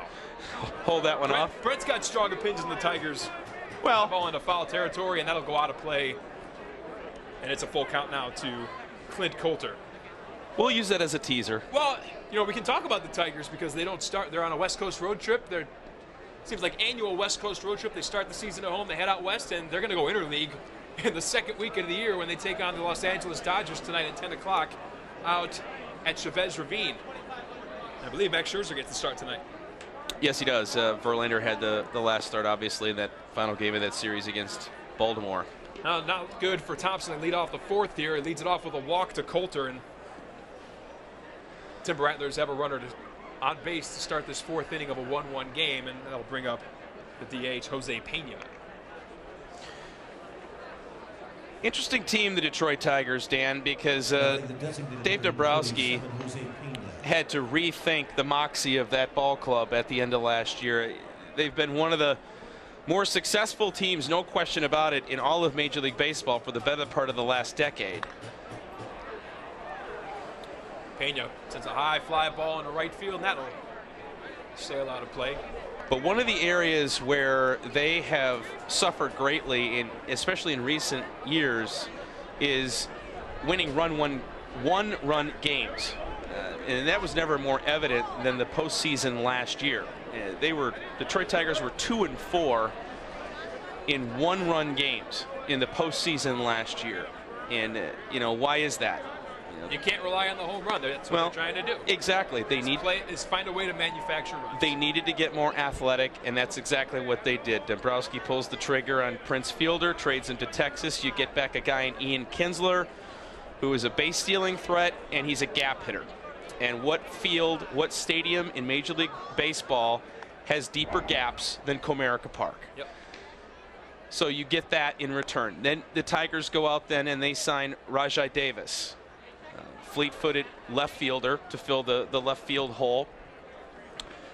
Young guy who played for the Toronto Blue Jays the past couple of years. And, here's a guy who, again, is a base-stealing threat. And he's also a guy who could probably go first to third on a single and potentially score from first base on a double, as can Kinsler. These are two things the Detroit Tigers simply have not had in their repertoire for the past couple of years. Now, are those the two reasons why they have not been able to win a World Series? Probably not. There are so many other variables as to why. But I'll tell you what, we're only a week into the season, Dan. I'm excited to see these two players, and you throw Austin Jackson in there too. I mean, I know he's batting 5th or 6th right now, but he's a speedy guy. Tigers have guys now who can go first to third. That is something they have not had in recent years. Well, you got to, especially in the playoffs, especially when the weather turns cold, when you live in a northern city like Detroit, can't always rely on the home run. And maybe we'll see something different come October if the Tigers make it that far. Pena struck out, the 6th strikeout for Jeff Thompson, and that'll bring up David Denson, the first baseman here, with 1 out and 1 on here in the top of the 4th inning. I feel the question mark, surprise, surprise, as Denson hits a base hit in the right field. So runners on 1st and 2nd now for the Timber Rattlers in the top of the 4th. The bullpen has obviously not shown any signs of being reliable. It's early. It's only 4 or 5 games into the year. Al Albuquerque struggled to start the season so far. Joe Nathan's already blown a save. Is this the Hey, end of the stick world? around after the ball game for a Time to worry? No. fireworks But show. maybe a little disconcerting considering you just got rid of Jose Valverde, and maybe we got something that we don't have to worry about the closer position anymore, and Joe Nathan blows a save in his first week with the Tigers, so that's a little scary. And we're going to have a pitching change here as Jeff Thompson is going to be done for the day after 3 innings of work and 6 strikeouts. And the Whitecaps will go to the bullpen for the first time in this 2014 home portion of their schedule. My guess is, Dan, that maybe he hit a pitch count.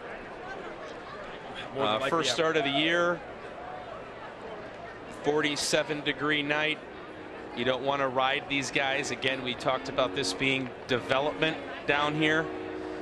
He Obviously, was at 72 pitches through when he just got pulled. Just checked out the stat line here. 72 pitches for Jeff Thompson, so he is through. And he is responsible for some runners here in the top of the 4th inning. Struck out 6, walked 3, and the Whitecaps will go to the bullpen, and they'll call on right-hander Julio Felix to try and limit the damage here in the top of the 4th inning of a 1-1 ball game.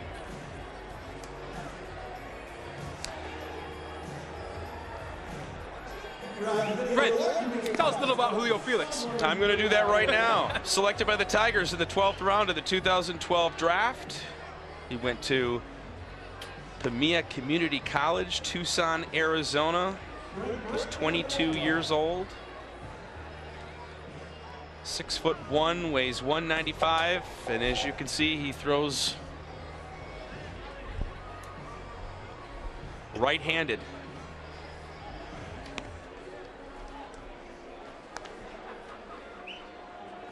Well, he's got some work in front of him here with 1 out, 2 on, and Felix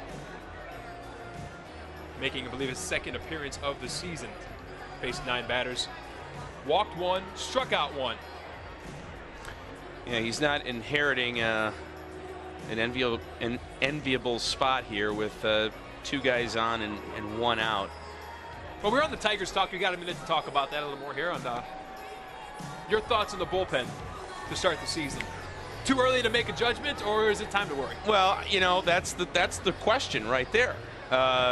We saw a lot in the back 2 games against the Orioles, the Saturday and Sunday games against Baltimore, that were certainly reminiscent of what we saw the majority of last year, all year. I mean, Java Chamberlain came in. This is a guy the Tigers went out and got. They figured he was going to be somebody that they could count on out there, and I know he had a bad outing. And then obviously that game on Saturday, Albuquerque blew up. Baseball's an interesting game, Dan, obviously. Woo. Yeah, that one went right lined into one the right crowd. into the crowd. Yeah, it looked scary there, Brent. Chris McFarland at the plate, second baseman. He's up with runners on 1st and 2nd and 1 out against Julio Felix, the reliever, the right-hander. So far, Phil Koch and Al Albuquerque are not going to be on my Christmas card list this year. Let's put it that way, Dan. It's early. It is early. Oh, tough play. Did he make the catch? What a catch in foul territory by Ficacello. They're going to rule that he caught the ball? Let's see here. Runners are going back. Andrew Graham going out to talk to home plate umpire Adrian Gonzalez about that one. And we look at the replay on the Jumbotron. Tough to tell from that angle. Ficacello went all out, diving into the railing. And they're going to, looks like Gonzalez is saying he dropped the ball. Here's a replay. I'll give Ficacello, if nothing else, A for effort on this one, and it's hard to right really see there. One of the players on the bench there, in the dugout for the Timber Rattlers. And Ficacello sold it, Brent. Yeah, he did sell it. But Adrian Gonzalez has certainly got a better view than you and I do. Clearly there was a trap on that particular catch, and the runner on 3rd had to trot back to 2nd base for Wisconsin. Also McFarland down 0-2 in the count. And gets another life here. Strikeout here would be nice. Fly ball foul out of play right side.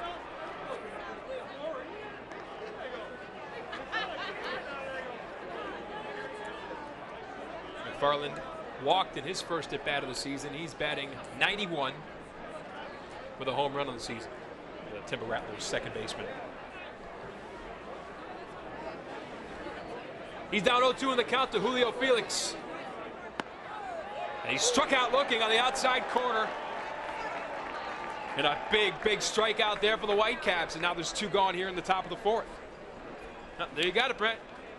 Strikeouts, the ultimate bailout.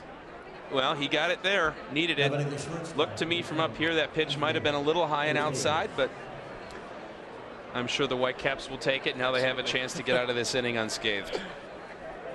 Angel Ortega, the shortstop, digs in here with 2 gone, 2 on in the top of the 4th inning. Ground ball right at third baseman, but it's bobbled there by Zambrano, and the bases are loaded. Right at Zambrano, maybe he took a hop and it hit him. He's hobbling a little bit over at third base there, and now the Timber Rattlers have the bases loaded and 2 out. We'll wait for the call here from official scorer Mike Dean, but I got a feeling we'll see an E, and yes we do, error 5. So the second error of the night for the Whitecaps, and now it's got Julio Felix in even more trouble, bases loaded and 2 gone. Well, it's always interesting, Dan, sometimes to rewind and go back what could have been. Had that catch by Fucichello been made over there, the runner on second would have tagged and been on third and would have scored on that error. So the fact that that play was a trap forced that runner to go back to second base, and a run did not score in that situation. Maybe a break. So we'll see if it is a break here, if we can get a ground ball and get out of this. Ortega. Ball gets out of the glove of Picard, but able to find it before any damage is done, and it's 1-0.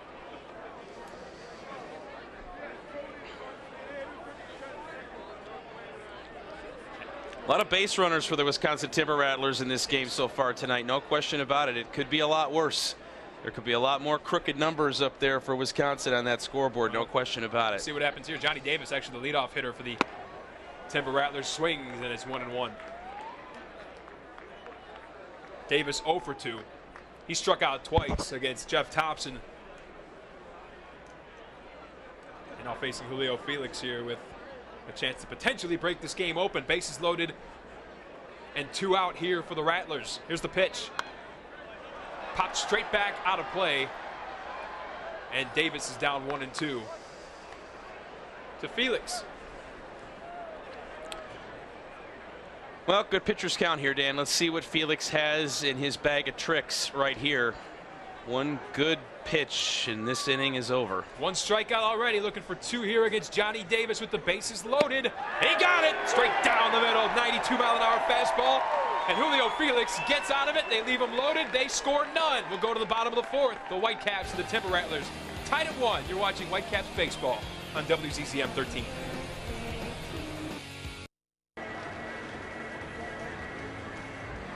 Great relief job so far by the Whitecaps. Julio Felix leaves them loaded, struck out a pair. We go to the bottom of the 4th inning of a 1-1 game here on this 2014 home opener for the West Michigan Whitecaps here at Fifth Third Ballpark, Comstock Park, Michigan, along the banks of the Grand River. I'm Dan Harlan, Brett Ashcroft alongside. Thanks for joining us on this special night.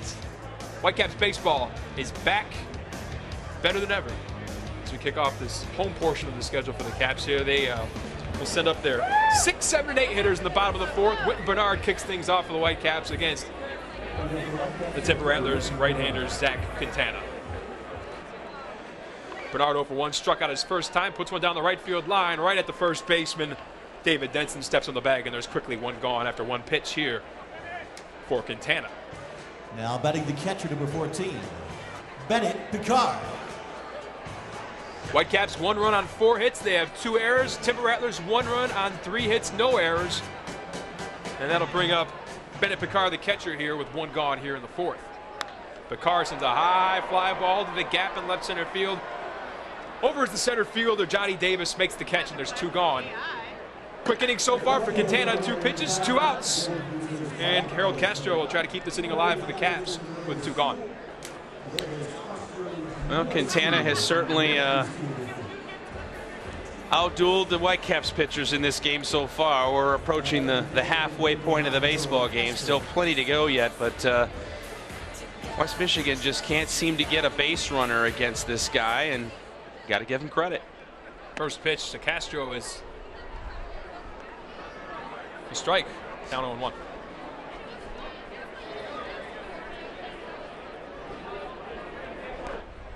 Zach Quintana, pitched 3 2/3, giving up 4 hits, 2 strikeouts here for the Timber Rattlers as he takes on Castro. He's got a 1-1 count. Castro with a shot down the right field line, just foul.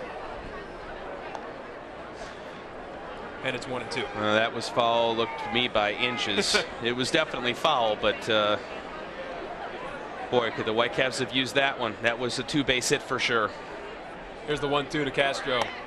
Way up and in, and it's even up at 2. Drawing some darkness here. Whitecaps, in case you're not familiar, start their April home games into the early part of May at 6:30 during the week. Once we get right back up the middle, that hits Quintana. He's obviously in some pain. He's hurt. Makes the play and retires the side. Quintana takes the hit, gets the out. And a quick inning for him, 1, 2, 3, and we'll go to the top of the 5th here at Fifth Third Ballpark. Whitecaps and Timber Rattlers tied up at 1. You're watching Whitecaps baseball on WCCM 13. Whitecaps baseball, 1-1 game, top of the 5th. This is the last out of the bottom of the 4th inning. A little comebacker action there for Castro, right at the ribs, maybe the wrist of Zach Quintana. Able to find the ball and make the play. And Timber Rattlers had some activity in the bullpen in left-hander Tyler Linehan. Not sure if that might be the end of Quintana's night. He's had a heck of a ball game through 4 innings. He's only given up the 1 earned run, an RBI base hit to Ben Verlander. Pitched 4 innings, struck out 2, only given up 4 hits. But we'll see if that comebacker was enough to knock him out of the game. He has pitched. He has thrown 62 pitches, so not a whole lot of work for him, but we still are early in the season. And no sense in stretching out your starting pitcher. Leadoff base hit. This could be more here for Omar Garcia as he goes to the gap in left center field to kick off the top of the 5th. Then we have a runner on second to start things off for the Timber Rattlers in a 1-1 game here at Fifth Third Ballpark, Brent. Well, he went with the pitch, Dan, obviously, and you know, you were hoping Felix could maybe pick up where he left off in the last inning. He pitched out of such a tight jam there in the last inning, and now he's got a situation he's got to try to work around here now with a runner on second base and nobody out. Michael Ratteri is next up here for the Timber Rattlers. He's 0 for 1 with a sac fly and a strikeout as he takes on right-handed reliever Julio Felix. Runner on second, nobody out, swings the first pitch he sees, fans on it, and he's down 0-1.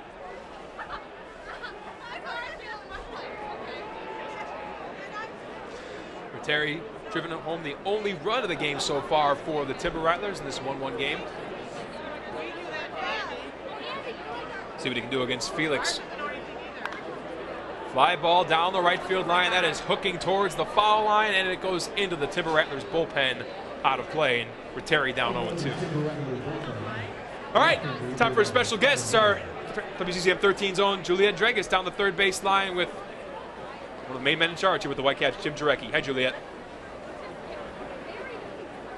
Jim Jarecki, Vice President of West Michigan Whitecaps. We're standing here because we're afraid that we might get hit by a foul ball here on the third base line. I'll protect you. We got eyesight on that. What a night, though, because the West Michigan Whitecaps are all about families and memories, and tonight means so much for so many families who haven't been here in a while. It has, and obviously what we experienced back in January, but you know what, we want to put that behind us and we want to move forward. But you know, you see a lot of families out here, say people that haven't been out here in a long time, and it's just great to do that. Perfect weather for this occasion, and we're excited. And speaking of families, so many great activities are planned for this season. Talk about what families can expect to find when they come to the ballpark. Well, obviously on the docket that we've normally used to, but fireworks, Tiger Fridays, we have theme night, Star Wars night. One that I'm looking forward to for families is the 80s prom night that takes us back to our high school days. And then the 50th Midwest League All-Star Classic is going to take place in June, which we're proud to host this to show off the ballpark to all the Midwest League teams. That is so huge. Now, this is the beginning of a homestand for the Whitecaps. They're here for, what, 6 games? Yeah, through Sunday. And we have a matinee game coming up as well. We do on Thursday, and then this weekend, Saturday, Sunday, 1 o'clock game, so we'll get some day baseball. So great for families who are on spring break who didn't go out of town, and the weather's supposed to cooperate as well. That's what I tell people. Spend your spring break here, but you know, I thank the community for everybody coming out and the support that we've had over the last couple months, and you know, we're going to have more of this for the next 69 days. And what a great ballpark. It just looks so good. It's great to have it back, looking back the way it is, all better, and you know, it's just going to be a fun summer. Jim Jarecki, thanks so much for joining us. Back to you, Brent and Dan.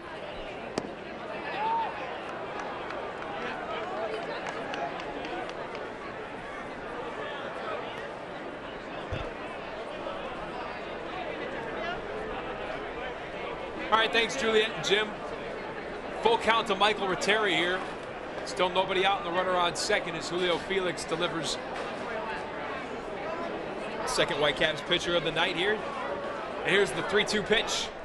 Inside, and now Felix in some trouble. 2 on, nobody out. And Angel Ortega coming to the, the cleanup hitter, Taylor Smith-Brennan, coming to the plate. Well, the bunt certainly is in order here, Dan, to try to move these runners over to scoring position. And I suspect we're going to certainly see that here. I could see the third baseman Smith-Brennan for the Whitecaps. Their cleanup guy has already got a homer on the year, 3 RBIs. As he stands in batting .231. Ground out and struck out in his first 2 at-bats of the night. Felix got out of a big-time jam in the 4th. Now he's going to be tested again, and Smith-Brennan squares up the bunt, puts it foul off the third base line. He's down 0-1. And I think you can expect him to do the same thing here in this next pitch, no question about it. Yeah, we're not in the big leagues here. Your cleanup hitter is expected to bunt if needed. And in a 1-1 game in the 4th inning, where Wisconsin has had certainly more scoring opportunities in this baseball game than the Whitecaps have had, I have to imagine that they're going to try to do everything they can here to try to cash in. If they have to manufacture, that's what they'll do. The 0-1 to Smith-Brennan. Felix looks at the runner at second, square up the bunt. And Smith-Brennan able to pull back. And it's even at 1 apiece. A little friendly brushback pitch there. It's legal in this game. Hey, don't make it easy. Exactly. Beautiful clear skies here in Comstock Park on this opening night for the West Michigan Whitecaps. You want to lay this bunt down, Dan, between the pitcher and the first baseman, so the play is at first. Felix looks at the runner at second, delivers towards home. That's low. Smith-Brennan had the count now 2-1. If he lays it down on the left side of the infield, Felix has a chance to make a play at third base.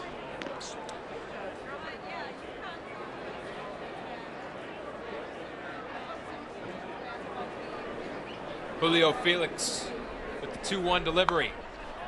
Hacked foul. 2 strikes on him now. Stick around. Felix is able to get a big strikeout to get the second out of the inning in the 4th, which helped him get out of a jam. Now he's in position to do the same here against Taylor Smith-Brennan here in the top of the 5th inning. As night falls here in West Michigan. Well, 2-2 pitch. You want to give him something that maybe he can hit on the ground here. Try to get a double play ball. Get 2 for the price of 1 if possible. Still have yet to see our first double play in this ball game, and well, maybe I just set one up for him right here. Here's the pitch. Just missed on that one, and we'll go full.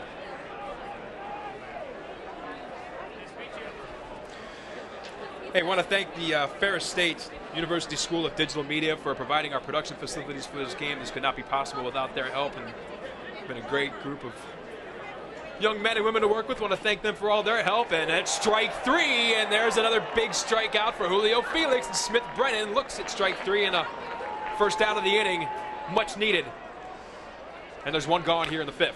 Well, K-looking is what pitching coaches and managers love to see out of pitchers. The swinging strikeout, obviously, but to fool them enough in a situation like that to just stand there and watch it go by is good enough. Like you said, Felix, another huge strikeout. He's going to need another one right here. Clint Coulter, the catcher at the plate. He's 0 for 1 with a strikeout and a walk. These first few weeks of the year, you know, you and me, we were out here at the ballpark 30, 40 times a season. You know, we know by the time July gets here what we've got. And the Tigers and the Whitecaps coaching staff have the same kind of thing. We're learning about these kids, you know. A lot of them have not seen a whole lot of professional baseball in their lives. Coming out of college, a lot of them played 4 years, and now they're getting an opportunity to play in some, you know, big-time pressure situations, the wood bat and all the things that go along with that. Ground ball there, could be it. Round of 6, round of 4, round of 3, rack them up. And again, Julio Felix gets in some trouble, but doesn't allow nothing.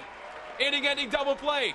Whitecaps will go to the bottom of the 5th with the Timber Rattlers still tied at 1 apiece.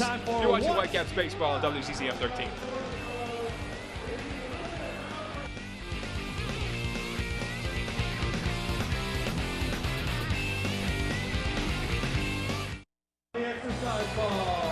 Now we're back at Fifth Third Ballpark in Comstock Park, Michigan. Dan Harlan along with Brett Ashcroft. Whitecaps baseball here on WCCM 13. Whitecaps live baseball. The 2014 home opener between the Whitecaps and the Wisconsin Timber Rattlers. Thanks for joining in. Hey, I'm trying to be interactive here, so feel free to tweet us your thoughts in the game at our station account at WCCM 13. You can tweet and follow me. I'm at Dan Harlan, Harland, at Brent Ashcroft. And we'll try to read some of your tweets throughout the course of the broadcast here as we head to the bottom of the 5th inning. The Whitecaps have gotten in some trouble, but the relief staff, Julio Felix, has gotten the job done. And ever since giving up that sacrifice fly in the 1st inning, the Whitecaps have held the Rattlers off the scoreboard. We'll go to the bottom of the 5th. The Whitecaps are going to take their first lead of the night, Brent. Well, like a cat, Dan, the Whitecaps so far in this 2014 home opener, how many lives are they going to have? They've been able to escape the last 3 innings, having allowed Wisconsin to get a couple of base runners each inning in scoring position with less than 2 outs.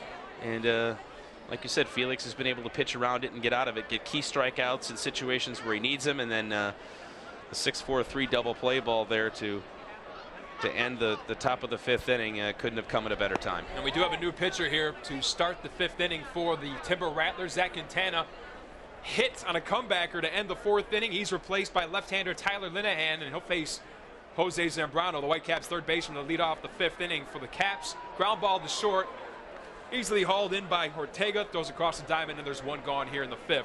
And Linehan retires the first batter he faces here in the 5th. Well, if you're Andrew Graham and the Whitecaps, obviously, you get a chance at some new life here. Quintana pretty much owned them for the first half of this baseball game. The Whitecaps only had 1 base runner left on base.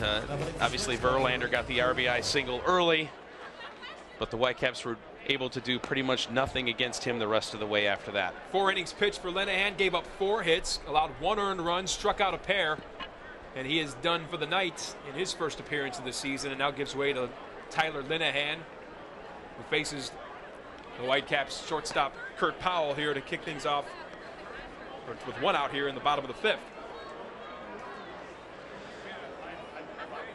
Powell singled in his last time up. One of the 4 hits that the Whitecaps do have in this game tonight. Same amount of hits, Dan, as Wisconsin has in this baseball game, but Wisconsin has been able to get some runners on, try to make something happen. And it looks like the Whitecaps will be in business here after that ball gets out of the glove of Taylor Smith-Brennan at third base, and Powell will reach as we wait for the sign from the official score, and that should be E5, and that's the card we see at the side of our broadcast window here. First error of the night for the Timber Rattlers, and it allows for a Whitecaps base runner with 1 gone here. Well, once again, Dan, we see Powell on first base and Betancourt at the plate. This is the hit and run combo that we've been seeing. We'll see if the Whitecaps can make something happen tonight against the new pitcher in this situation. Javier Betancourt stands in, batting .333, 1 for 2 on the night. Has a base hit, scored a run, and a fly out in his 2 at-bats in the night. As the Whitecaps still looking for their first lead of this ball game. The left-hander Linehan delivers, and it's up high. And Betancourt ahead in the count quickly, 2-0. You put these 2 cookies in front of me on purpose, didn't you, Dan? Seriously. It's amazing that we've talked for 4.5 innings of this game, and we have not mentioned food at Fifth Third Ballpark until right now. I think that deserves kudos on our part. Ground ball to the left side. Nice diving play by Smith-Brennan. Can't get the ball out of his glove, and Powell is safe at second. Great play by Smith-Brennan to make the diving stop, but took him a while to get the ball out of his glove, and now the Whitecaps are in business with 2 on and 1 out. Base hit call for Betancourt, his second hit of the night, and that'll bring up Rafe Rhymes. Well, Wisconsin certainly had the force out set up there for sure, Dan. No question about it, but after that dive, just could not seem to get the ball out of the webbing.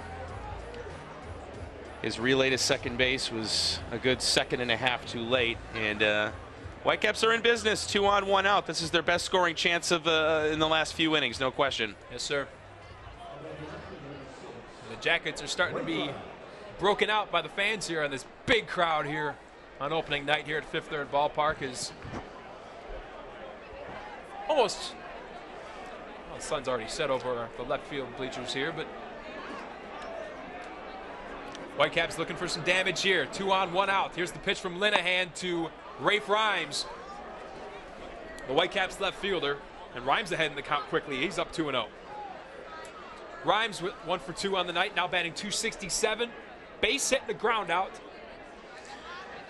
This is where Rhymes has to get in his head what kind of pitch he wants to swing at. Well, he's got a 3-0 count now, and the Whitecaps are looking to be in good shape here in this bottom of the 5th inning of a 1-1 ball game.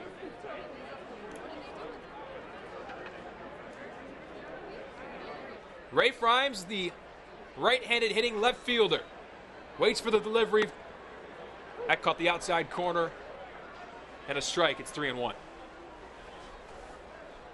Top of the 5th here, or bottom of the 5th here at Fifth Third Ballpark. The Whitecaps and Timber Rattlers tied up at 1. You're watching Whitecaps baseball on WCCM 13. Runners in motion, but it's too little too late. And Rhymes will walk to first. So now we have the bases loaded. And Dominic Ficacello will get a chance to bust this one open here in the bottom of the 5th. Well, the Whitecaps certainly could not ask for a better situation than this right here. And as we see, there's going to be a meeting at the mound here for the Wisconsin Timber Rattlers to chat about this. Oh, we got a moment. This copyrighted telecast is presented by the authority of the National Association of Professional Baseball Leagues Incorporated for the private use of our audience. Any reproduction, rebroadcast, retransmission, or other dissemination or use of this telecast, pictures, descriptions, or accounts of this game without the express written consent of the National Association of Professional Baseball Leagues Incorporated is prohibited. Ficacello here, he can't be thinking fences. You got nobody out. Just try to get the ball into the outfield somewhere. Wisconsin's outfield is playing shallow. Right back up the middle, and that's going to fall in for a base hit. 1 run will score, and they'll hold up the runner at third. Betancourt, he'll retreat to third, and the bases are still loaded, but the Whitecaps take their first lead of the night as Kurt Powell scores. It's 2-1 West Michigan. Thinking fastball right when he walked up there, Dan. No question sir. about it. He was sitting on it. And first pitch swinging. Whitecaps have had success so far tonight against both Wisconsin pitchers in terms of first pitch swinging. And here's your replay. Just a perfect laser base hit. Powell had to wait to make sure that that ball was going to be down before he came home. And Whitecaps are still in position for a big inning as Ben Verlander steps in with the bases loaded and 1 gone. Verlander has the Whitecaps' first RBI of the night. Hacks the first pitch he sees. Fly ball down the right field side, drifting out of play, and stops just short of the railing and falls in. Just a foul ball. It's 0-1.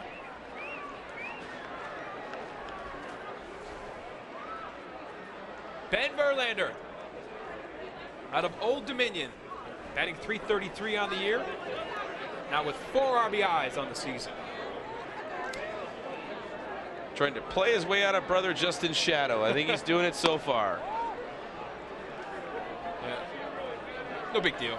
You know, brother is just one of the few pitchers in American League history to win the Most Valuable Player award, let alone the Cy Young. You know, no sibling rivalry there. No. Last Tiger pitcher to do that was Willie Hernandez in 1984. A closer was able to pull that off. 2-1 to Ben Verlander. Any other random things you want me to lob out there while I'm at it, Dan? I haven't asked you about Star Wars yet. No, you haven't. I could talk 84 Tigers, though, until I turned blue. Verlander went up at that one. That was A high fastball swung out and missed, and he's even now at 2-2. Bases loaded, 1 out. Here in the bottom of the 5th inning, Whitecaps now with a 2-1 lead on the Timber Rattlers. As Tyler Linehan tries to get himself out of a jam. He could use a strikeout. The pitch, chopped down the third base line, foul. We'll do the 2-2 once again.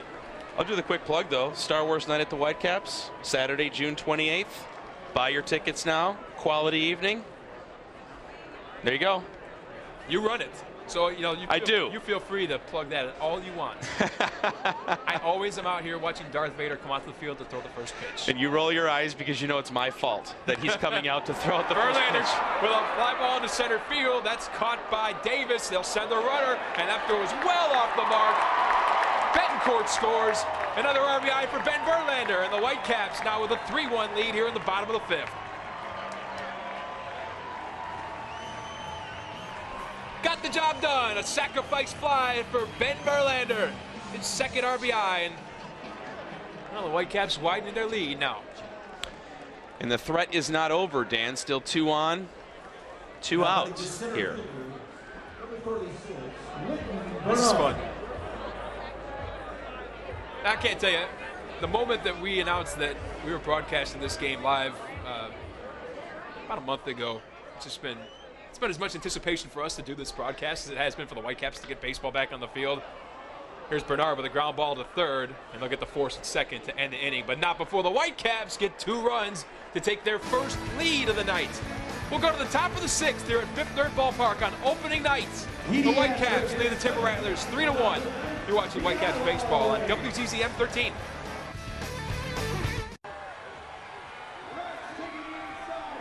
The eyeball race. This baseball is back for 2014.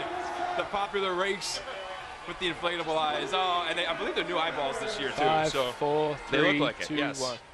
Is that good?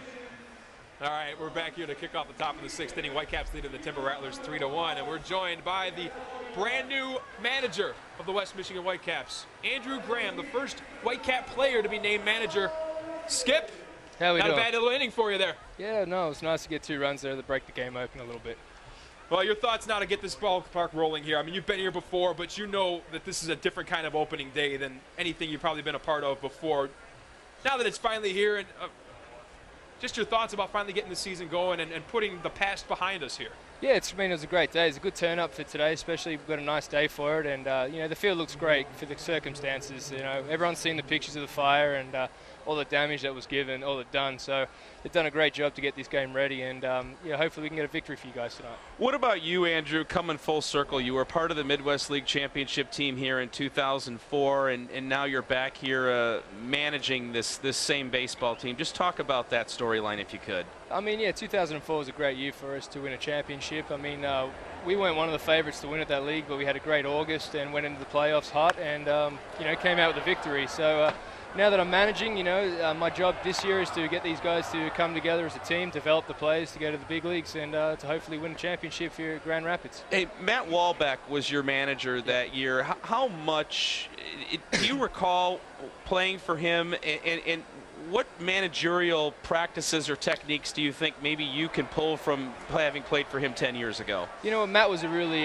he was an organized guy, but he liked to keep the locker room and the bus rides and everything about the season really relaxed. You know, he did some unorthodox stuff, Matt, but everywhere he goes, he's won. You know, there's other managers that, you know, I've looked up to as well during the way through the minor leagues. Mike Rojas is one of them, and, you know, I've taken a little bit from every manager to try, and also some of my own stuff to mold together my game. You're 31 years old, yep. Second youngest manager. Everyone brings that up, I'm sure. When did you know you wanted to be a manager? Did you know when you played here that this was probably part of your future? No, I didn't know it that young. I mean, every year I go back to Australia. Well, I used to. Now I'm married, but I used to go home and manage a team back there. So my father always managed me back home in Australia. I always coached the team. So I suppose at the end of my career, when I had Tommy John surgery, I was rehabbing down in Lakeland. I started working with the catchers, talking to the younger players. So I suppose Detroit saw that in me, and that's why they offered me the gig in 2009. Andrew, the Tigers have loaded this team up with prospects this year. We've been talking about that sporadically throughout our entire broadcast tonight. Obviously, you're front-loaded on some quality pitchers. Can you just talk about some of these players? maybe Andrew Crawford to start, Jonathan Crawford, I'm sorry, to start out. What is expected of him, obviously, as the #1 draft pick by the Tigers last year? I mean, John pitched for me last year in Connecticut. He's got a power arm, right-handed pitcher, 93 to 97, so he's got electric power arm. Comes very easy to him. He's also got a power slider, which can get up to, 88 to 90 miles an hour. So he's got a very electric arm, and, the other day, he had a little bit of a rough outing, but it was more the weather got to him the other day. So, but he's going to be fine. And five of our starting 6 pitchers are the first 5 picks from last year's draft. So Detroit drafted heavy in the draft in pitching last year. So we're going to have a bunch of good starting pitchers. And, we've got a good bullpen. We've got some exciting position players as well. So it's going to be a good year. Yeah, the position player that really pops off the page, Andrew, is Javier Betancourt. Can you talk about him? 18 years old. He's clearly one of the younger players in the league, but he's already proven himself to be one of the better hitters in the Tigers minor league system. He's ranked number 14, obviously in their system. He's rated. Talk about him and what's expected of him. I mean, definitely. He's just a great young athlete. I mean, 18 years old, but he's got the baseball instincts and the maturity of an older baseball player. And, he'd be great in the GCL last year, and he's done a great start for us at second base. I mean, he's going to be a majority play time at second base, but he can hit. The kid can hit, and we should have caught that one. But, yeah. Anyway. All right. One more, I got to go, guys. Yeah, no worries. I got a fun one for you. You've been last time you were here, 2004.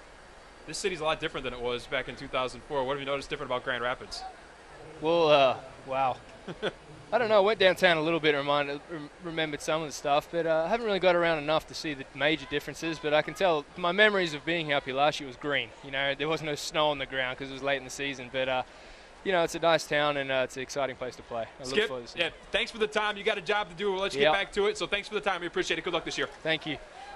All right, 2 gone here for the Whitecaps in the top of the 6th inning. Stolen base now. Run around second thanks to Andrew Graham for taking a couple of minutes in the middle of the game. Usually we got to get these managerial interviews between innings, but Skip taking a couple minutes to talk to us there. And 31 years old. Talk about a guy on the fast track. Already been spent 3 years managing the Tigers squad in Connecticut. And now he's managing the Whitecaps, the Midwest League low-A ball team for the Caps here in West Michigan. Ground ball to short. This should do it for the 6th inning. 6-3 on the putout. And the Whitecaps allow 1 hit, and that's it for the top of the 6th. We'll go to the bottom of the 6th. Whitecaps leading 3-1. You're watching Whitecaps baseball on WCCM 13.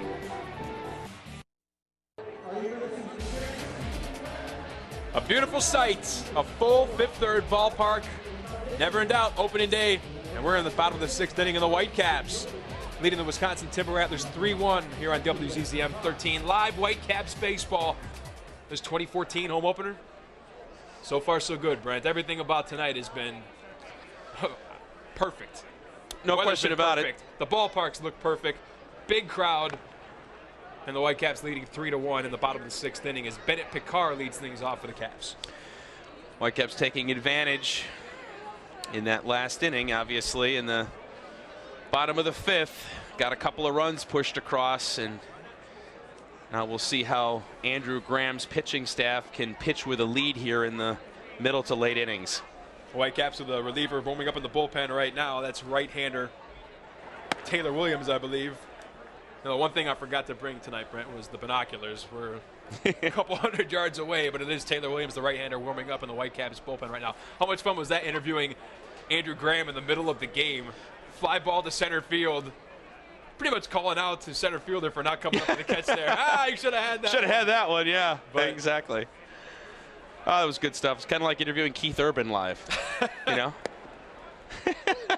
Just like everyone wants to talk to Ben Verlander about being Justin's brother. Picard strikes out to lead off the bottom of the 6th inning. Everyone wants to talk about Ben Verlander about being Justin's brother. I think every interview that Andrew Graham has done since he became Whitecaps manager is, so what's Australia like? I believe they actually have we got to talk about food, because you cannot talk about Whitecaps baseball in Fifth Third Ballpark without talking about food. Bunt laid down on the third base line by Castro. Perfectly done. And Castro's aboard with 1 out here in the bottom of the 6th. There's a coach's sandwich this year that the Whitecaps have. Andrew Graham from Australia, Mike Hanneman, the pitching coach from Texas, and one of the other coaches, Nelson Santovina is from Cuba. So what they're doing is they're combining all three of their nationalities and, you know, their regional cuisine to combine for the sandwich. So with Mike Henneman, you have pulled pork from Texas. And then with Cuban Nelson Santovina, you have pickles. And then with Andrew Grant from Australia, you have shrimp. I don't know how three of those ground ball this short, that could do it. And yes, 4-6-3 double play, and that'll end the inning. Whitecaps get a hit, but that's about it. And I'm going to talk about the sandwich some more during this break and get more hungry. We'll come back at the top of the 7th inning here from Fifth Third Ballpark. You're watching Whitecaps Baseball on WCCM 13. Welcome back to Fifth Third Ballpark. Opening day 2014. The Whitecaps with a 3-1 lead on the Wisconsin Timber Rattlers as we go to the top of the 7th inning. We have another guest in the studio or the booth right now with us. The Chief Financial Officer, one of the co-founders of this West Michigan Whitecaps franchise, Denny Baxter, joins us up here in the broadcast booth. Danny, we talked to Lou a couple innings ago. Obviously, it's a special night for him. It's probably an understatement of the year, but here we are, back playing baseball here at Fifth Third Ballpark, and it looks as good as new, if not better. You know, it's amazing what people can accomplish when they set their mind on a goal, and you get a team of people all focused on that one drive, and they've got just a tremendous amount of things done in a very short period of time, and they've done it in a very positive fashion, and I'm just thrilled to death with it. Can you take us back to January 3rd, Denny? I know how tough a day that was for you specifically. I can't get out of my head, and I haven't been able to get out of my head the image of you obviously emotional, calling that news conference and telling everybody that you will rebuild and there will be baseball here on April 8th. It's burned into my brain. You know, it was devastating when I first got here. It was surreal.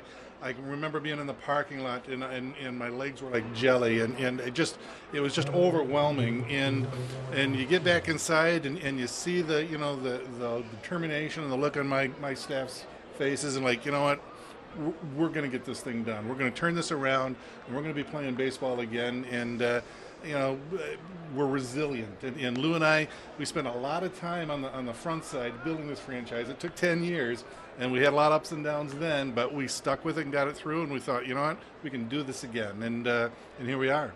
I thought the most impressive part about the whole day was you guys didn't do any, there was no woe is me here at all. I mean, you stood up. I remember Peter Ross interviewing you in front of the ballpark while the thing was on fire. You just got to the park and saw it.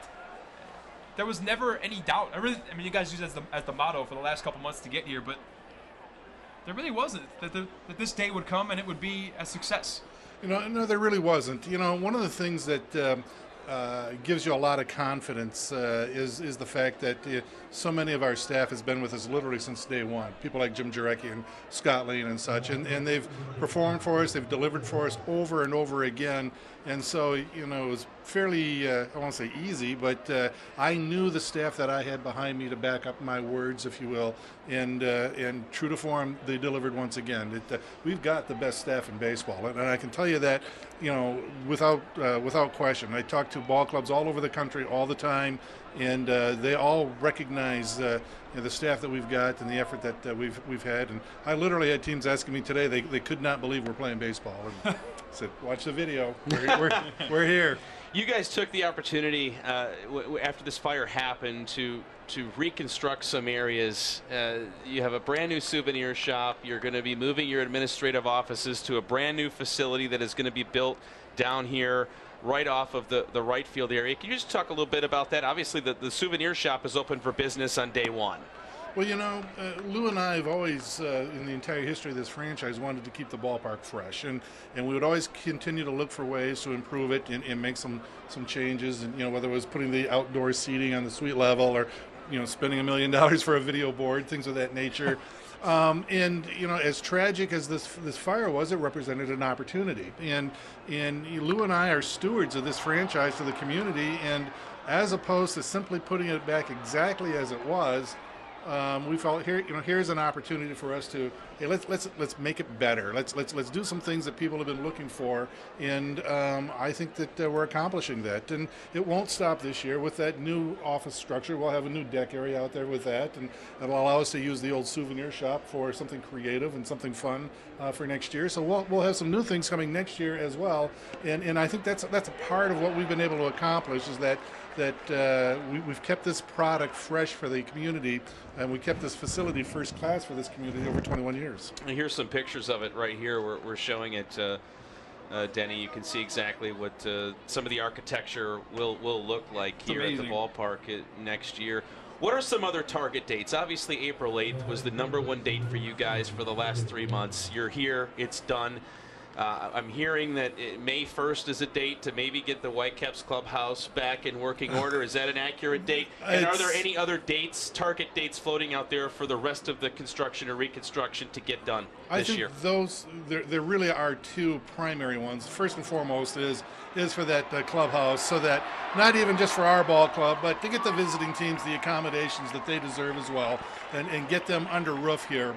And so that's the next target date for us. And I think the other second big one is that All-Star game where this entire project is for phase 1 is complete.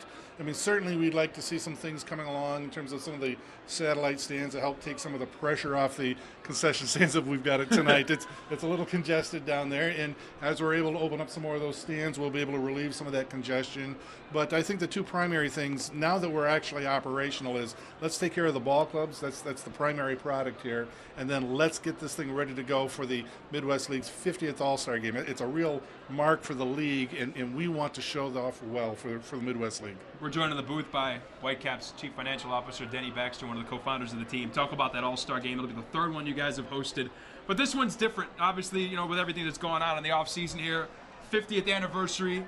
You're going to have it's going to be a party, if nothing less. You marketing it as Beer City USA. You brought that whole thing into it. It's going to be an event, if nothing else. It truly is. We're very pleased to be able to be and honored to represent the league for its 50th anniversary. And I think that the fact that it's such a monumental date, it lends itself for us to perhaps look at doing a few unique things to recognize the accomplishments of the league over the 50 years, as well as to be able to showcase and show off our community. And obviously with the whole craft beer industry exploding, and that, I think the Beer City thing is just an acknowledge of that and some fun. And I think that this it's once again it's something else that we can bring back to Grand Rapids, to West Michigan, and say we're a pretty good community. We've got a great facility, and this is a great showcase for events, and that All-Star game will be fun. And tickets are still available.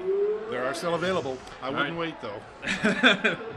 One other question for you. I'm assuming you've been roaming around in the crowd tonight, Denny, and getting a chance to reconnect with a lot of familiar people. Maybe even some unfamiliar people have, I'm assuming, come up to you and just said, wow. Can you just share with us some of the conversations that you've maybe had with some people here tonight and what they're saying about what you guys have been able to pull off? In some sense, Brent, it's somewhat reminiscent to me to back before the stadium was here in the first place. And I would go to different service groups and community groups and give speeches and whatnot, and I'd have people come up to me afterwards and say, keep doing it, keep working. This is a good idea, this is going to work here, and this is going to mean a lot to people, so don't quit, keep working. It was a struggle at times, but I would take that encouragement and I would press on. Same thing happened here with this fire. People were like, rebuild it. We can't let this go. And there was a lot of that same energy this go around as there was the first time, that this means something to this community, and there's an obligation to get it back and to do it right.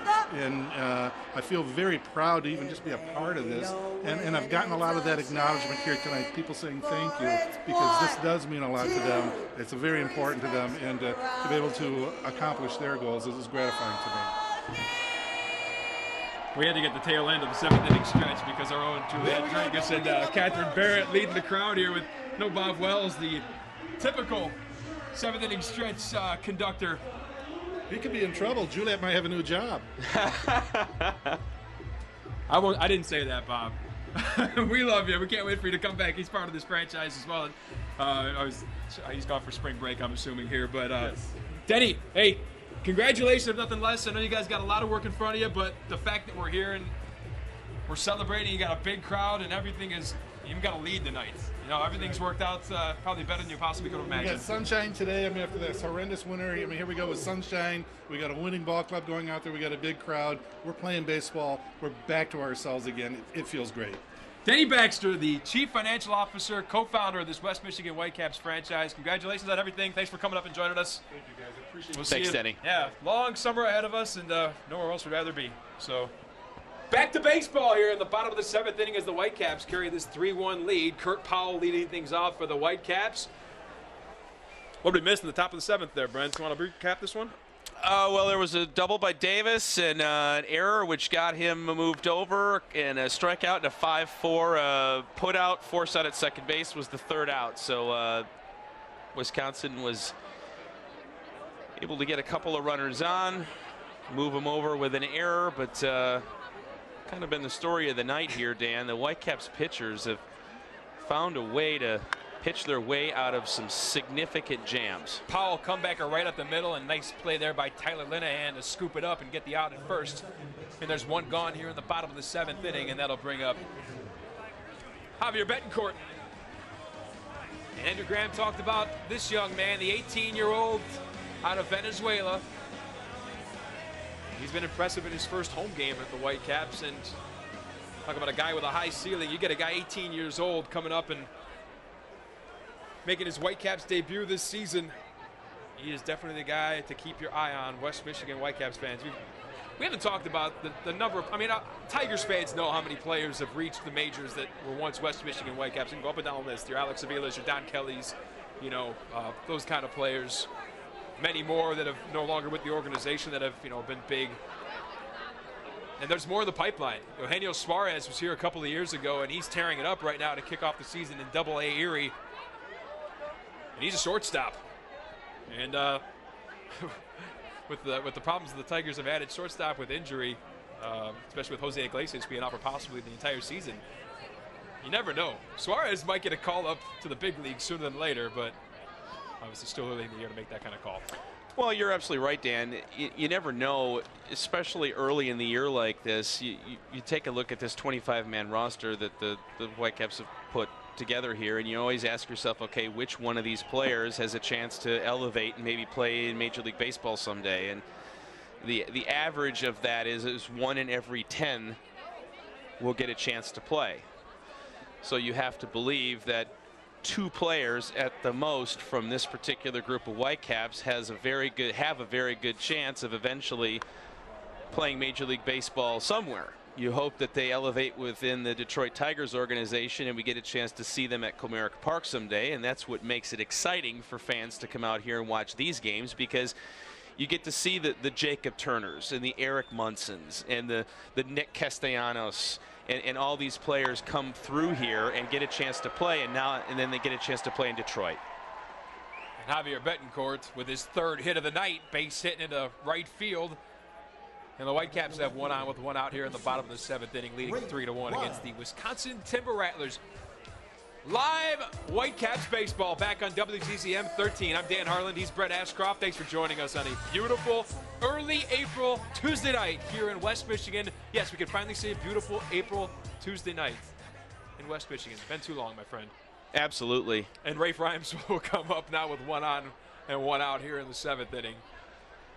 You know, as we continue the discussion, Dan, here about Tigers prospects and former players that have worn a Whitecaps jersey that have gone on to play in the 18 years that the West Michigan Whitecaps have been a Detroit Tigers affiliate, 10 former #1 draft picks have played here. Eric Munson in 1999, right-handed pitcher Matt Wheatland in 2000, Kenny Baugh in 2001, third baseman Scott Moore in 2002, Cameron Maben, you can't forget about him in 2005. He was the most fun player I've had watching in this He franchise. was the major piece Awesome. Dombrowski dealt away to get a guy by the name of Miguel Cabrera. I'm sure you've heard of him. Maybe. Jacob Turner, and this begins the 6-year run in 2009 of the Detroit Tigers. putting their first-round draft picks here in West Michigan. Jacob Turner in 2009, obviously he went on to pitch in Detroit and was a part of the trade a couple of summers ago for Anibal Sanchez with the Florida Marlins. He was dealt there. Castellanos in 2010, catcher James McCann, who is still in the Tigers system in 2011. Jake Thompson, who we saw pitch here tonight, 2012, and Jonathan Crawford, who we've spoken briefly about here, was the Detroit Tigers' #1 draft pick in the 2013 player draft, number 20 taken overall. He's already risen to be number 5 in the prospect list within the Detroit Tigers organization. He's 0-1. He did not have a very good start in his first start in Dayton, but I'm sure he will have many better days. So if you're wondering whether or not the Detroit Tigers have good product placement, so to speak, and put some of their best talent here in West Michigan, there you have it right there. They make a point to make sure that the West Michigan Whitecaps have got players who eventually will play at Comerica Park. Well, as we've seen, the Tigers are not afraid to open up the pocketbook and pay their best players a lot of money. Justin Verlander, obviously the huge contract Miguel Cabrera just got, but hey, you can't have all superstars that you can pluck away from other teams. Some of them have to be, homegrown talent, and the Tigers are trying to do that here. And you're seeing some of these guys that are on their way up. Your Eugenio Suarez, maybe this Betancourt kid is one of those guys. 18 Absolutely. Years old. I mean, this guy could be fast-tracked as well. Devin Travis, who was here last year to start the year, looks like he's going to be a Tiger in the next year or two. He's all the way up, I believe, in Toledo to start the season. They're on their way, and they're just going to keep coming through here. The Tigers scouting staff does such a great job of finding these guys no matter where they are, whether it's the college ranks, high school, internationally. They'll find a way to get them, and the great part is we get to see a lot of them here with the Whitecaps. 2 gone here in the bottom of the 7th. Rhymes flies out. That'll bring up Dominic Ficacello. 1 for 2 with an RBI. Back in the 5th inning.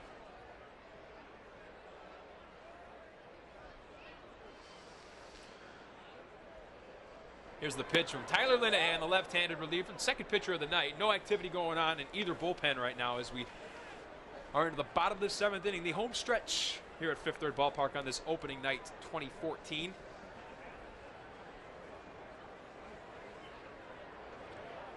The 0-1, runner in motion. He takes off towards second, and he will slide in. Safe. Betancourt with a stolen base. He can do it all, Dan, and we've talked about it.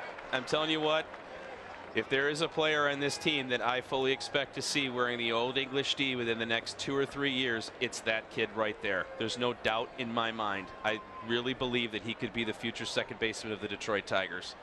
He can do it all. Not to put any pressure on him. No. He's not listening. But he's not listening to me. I don't think he's got us on his transistor radio in his back pocket standing out there at second base. But there is... Ficacello fouls one back, and it's 1-2.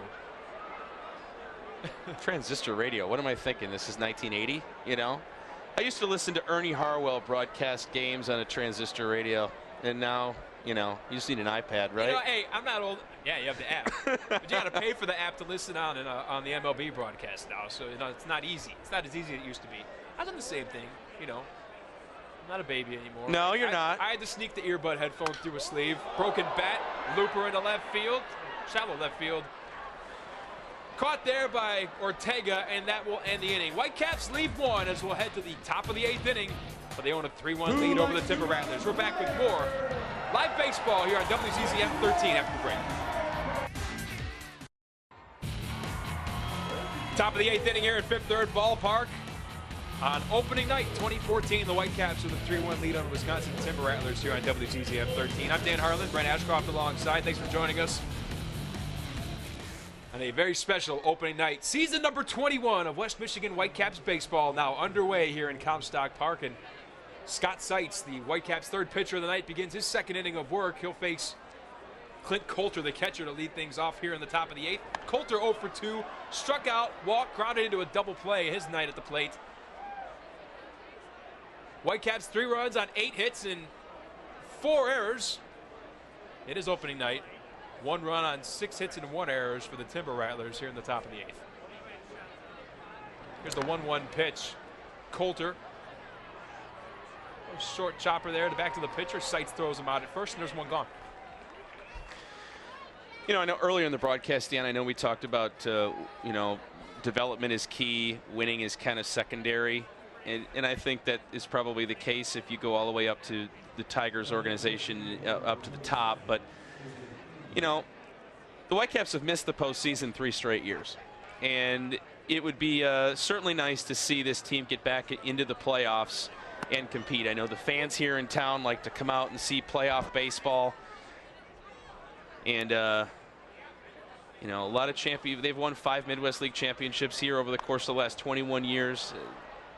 You know, 3 of those coming since they've been Detroit Tigers affiliated. And it would really be nice to see the Whitecaps, given what has happened to them this year, maybe to bookend this year with a deep playoff run, possibly a championship. It could be a very special year as Coulter grounds out to third, 5-3 on the putout, and there's 2 gone. Excuse me, that was Jose Pena grounding out to third. You know, baseball is half the story when you come to these ball games, though, Brent. I mean, it's, you know, fans come out here. This is a retreat. You know, there's half a dozen or so middle of the week matinees for school field trips in April and May as kids get ready to get out of school for the year. Places filled with kids. They love coming out here, not just for the baseball. They love to eat the bad food and have a good, you know, good time, all that kind of stuff. There's a lot to do. I mean, the between innings activities like the eyeball race and the sandwich building competition, you know, that's all part of it. You know, this is minor league baseball, and when people come out to the stadium, they don't know everyone on the team. They probably never heard of Javier Betancourt before tonight. They might have heard of Ben Verlander simply because he's Justin's brother. You learn about the players, you have a good time, you enjoy the crazy food like the Auger Dogger. Or the Fifth Third Burger, or the Baco, back for its 2nd year. And let me tell you, folks, the Baco is legit. If you didn't try it last, the bacon shell taco. You have been talking. You were talking all off season about that. I didn't think it'd be that good, man. I really didn't. And it took me until August to finally try the thing because I was afraid, just like, what if I didn't like it? And I'm gonna be you're sitting over there on a Saturday producing your sportscast, Dan, and all of a sudden, out of nowhere, I hear I could really go for a Baco right now. Yeah. I think that's got to, you know what, if the Whitecaps wanted to start their own fast food chain, they probably could. 2 gone, full count to David Denson here. Ground ball to short. Powell hauls it in, throws across the diamond, and that'll do it. 1, 2, 3 for Scott Seitz. And we'll go to the bottom of the 8th. The Whitecaps still holding a 3-1 lead. You're watching Whitecaps baseball on WCCM 13. Welcome back to opening day. The Whitecaps leading the Wisconsin Timber Rattlers 3-1 here on WCCM 13. Dan Harlan along with Brent Ashcroft. A lot of changes at the ballpark, Brent, due to the fire, and it's not all good if you're an umpire or a visiting player. This is where the umpires are changing. They have an RV, a recreational vehicle. But I'll tell you what, that actually looks pretty plush. That looks good to me. A little 5th-wheel trailer out behind the third base dugout. That's where the umpires get ready for the game. Not bad accommodations. The visiting players, well, you know, they got their own issues going on. The Whitecaps are using the old visitors clubhouse. This is where the visitors dress right now. It's a portable trailer, kind of like those expanded classrooms we used to have in high school when we were too overbooked. You know, this is nice, you know, there's plenty of room in here. There's a problem. There's no showers in these things. Ooh. So imagine having to play a doubleheader in July. Hopefully, we get this taken care of where the Whitecaps are moved into the new clubhouse by then. Yeah. I guess that's the good news. It's not that hot out where the guys aren't going to, sweat and be, I guess, a little ripe after a long night. That's probably a good way to put it. But they'll be changing and preparing for the game out in that trailer behind center field, at least until the Whitecaps clubhouse is done. Like Danny said, May 1st is the target date for that. Whitecaps have said back during the winter caravan, which we had at DeVos Place back in, I believe it was February or January, that they wanted to have the renovations done by the time of the Midwest League All-Star game. Which is June 17th. June 17th, so you got a couple of months away from that. The way, no reason to believe at this rate that will not be done. I mean, they've delivered on every promise that they've had here. Ben Verlander leading things off here in the bottom of the 8th inning for the Whitecaps. He has a 2-2 count, fouls off that pitch, and we'll do it again. The Whitecaps said they wanted to have the first base suite side enclosed, and everyone's like, yeah, come on. This winter's been horrible. We've had 2 feet of snow on the ground. They got it done. Well, as little as a week ago, Dan, I was out here doing a story for WZZM on a former ball boy, Ryan Leister, who's probably here tonight somewhere. He also is a part of the construction crew helping rebuild the ballpark. So it was a neat kind of story there. But when we were out here last Wednesday, middle of the day, there was still 35 feet that still needed to be sided. The windows needed to be put in on the right side up there of the ballpark. And it was just a bunch of wide open 2x4. That was just a week ago. And they managed to get that completely enclosed and look as though nothing had happened in the last few days. And I was here Saturday and it was already enclosed. So they took care of that in 3 days. They got that done in three days. Tyler Linehan strikes out Ben Verlander, and now he faces the center fielder Wynton Bernard here with one out in the bottom of the 8th inning. Well, I don't know how many people, when they get a chance to go to these games, are fortunate enough to come into the suite level. If activity in the Whitecaps bullpen now as Montreal Robinson warms up. It's completely different up here. You might have heard me talk about Lou Chamberlain with that. I walked upstairs where the press box level is. I felt like I'd never been here before. It's that different. The walls are a different color. Smells new. You know, that kind of thing. Brand new carpet up here. You know, the majority of this upper section of the ballpark where we are right now was saved because of the great work of the men and women that responded to this fire on January 3rd. But they didn't, you know, there was a lot of smoke damage here. A lot of the equipment, all the video equipment to run the video board and scoreboards and the public address system, that was all destroyed. And everything's brand new up here right now. The suites, even on the third base side, the ones that weren't damaged were completely torn out. New tables, new chairs, new countertops. I mean, it's really impressive. Well, you heard Denny Baxter say in the interview that we had with him a couple of innings ago, the fire actually caused the organization to kind of take a pause and press the reset button and say, you know what, guys, all these things that we've been talking about for the past 6-8 years, let's do them now. Let's roll them right in with this reconstruction. Let's remodel. Let's do some different things. And that's exactly what they've been able to do. And it's going to be exciting here for the next 6 weeks as the Whitecaps continue to unveil some of the new things. The entire right field concourse area, this entire suite level, you look at it right now, it looks like it was last fall, but inside it's not near done. Right. They've managed to get it enclosed, like you said, but inside of there is an entire drywall project that needs to be done, and they need to obviously, you know, get it decorated and get it painted and get it completely done, and that is the goal, to be done by June 17th when the Midwest League All-Star Game is played here. Well, after a walk to Wynton Bernard, Tyler Linehan's night will come to an end, and we'll have a pitching change for the Timber Rattlers here with one out in the bottom of the 8th inning. And we're going to take a break along with them.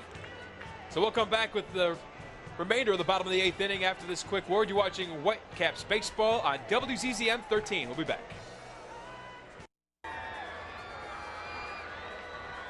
Welcome back to Fifth Third Ballpark. Right-hander Tyler Sperlin is the Wisconsin Timber Rattlers' third pitcher of the night. He replaces Tyler Linehan here in the bottom of the 8th inning. He'll inherit one runner on first base and one out, facing catcher Bennett Picard. Whitecaps leading 3-1. Live Whitecaps Baseball on WZZM 13. I'm Dan Harlan. That's Brett Ashcroft alongside as Picard swings the first pitch he sees, sends it high into center field. Drifting back as Johnny Davis makes the catch, and there's two gone. First pitch swinging, Dan. Picard 0 for 3 on the night coming into that plate appearance, sitting on fastball, and got a hold of that one well. The outfield was playing him shallow, and Wisconsin center fielder was able to backtrack, and in a windy night out there a little bit, you know, there's a breeze going on out there, managed to make that catch. Say, if you're a fan of baseball in West Michigan, you can't beat tonight. You get a doubleheader. Whitecaps and Timber Rattlers here in the bottom of the 8th innings. 3-1 Whitecaps, and the Tigers making a rare trip to Chavez Ravine tonight. First pitch against the Dodgers coming up at 10:10. Max Scherzer against Dan Herron of the Dodgers. Not a bad way to spend a Tuesday night. No. But it's going to be a late night for you, so if you have to get up early, picked off. Good luck. And Bernard picked off at first, and that'll end the inning. So we'll go to the top of the 9th. Whitecaps looking to close out a victory here on opening day 2014. They lead the Timber Rattlers 3-1. You're watching Whitecaps Baseball here on WCCM 13.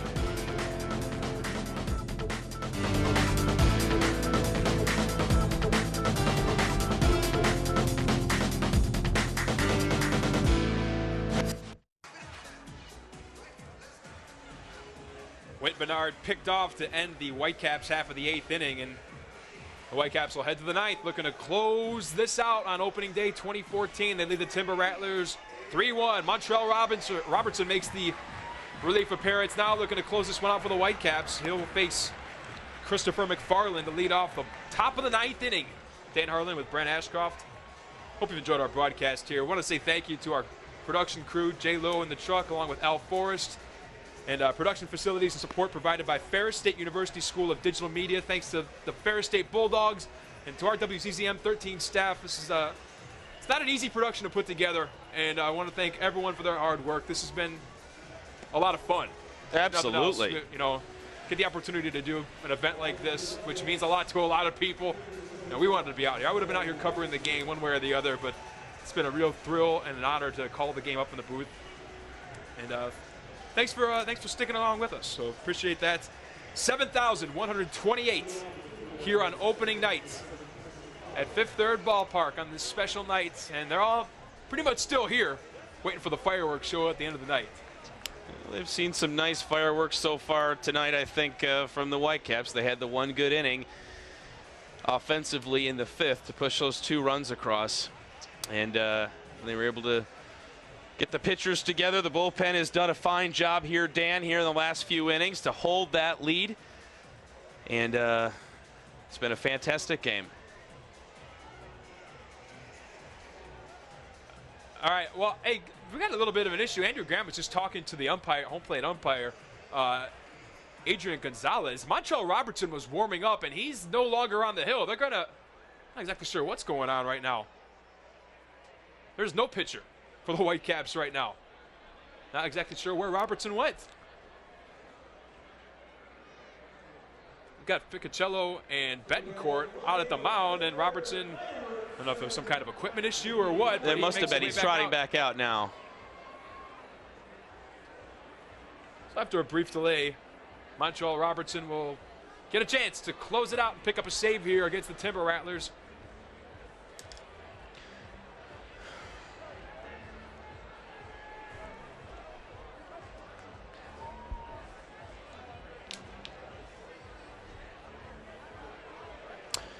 Well, from the basket of random, Dan, Montreal Robertson is from a small town in McGee, Arkansas, and he was discovered by a scout while he was shopping at a sporting goods store down there. How about that? That is a true story. And now he is pitching here in the Detroit Tigers organization, about ready to close out one of the most important games ever played in this ballpark in 21 years. 23 years old, out of Arkansas. McGee, Arkansas. McGahee, I believe. Is it McGee? Coahoma Community College, former 29th round pick of the Tigers back in 2011. Gets ahead of Christopher McFarland, 0-2. Whitecaps looking to start the year 3-2 and win their home opener. Start of a homestand here. I believe they're home through Sunday.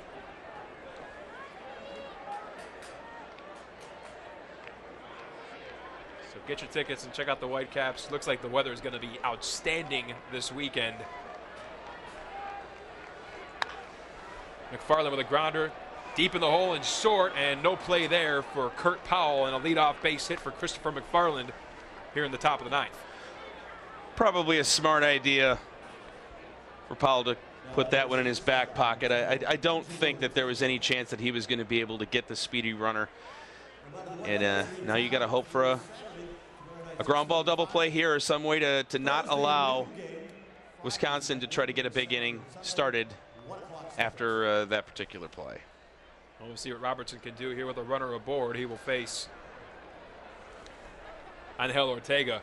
Whitecaps are home through Sunday. They have 2 more games against Wisconsin.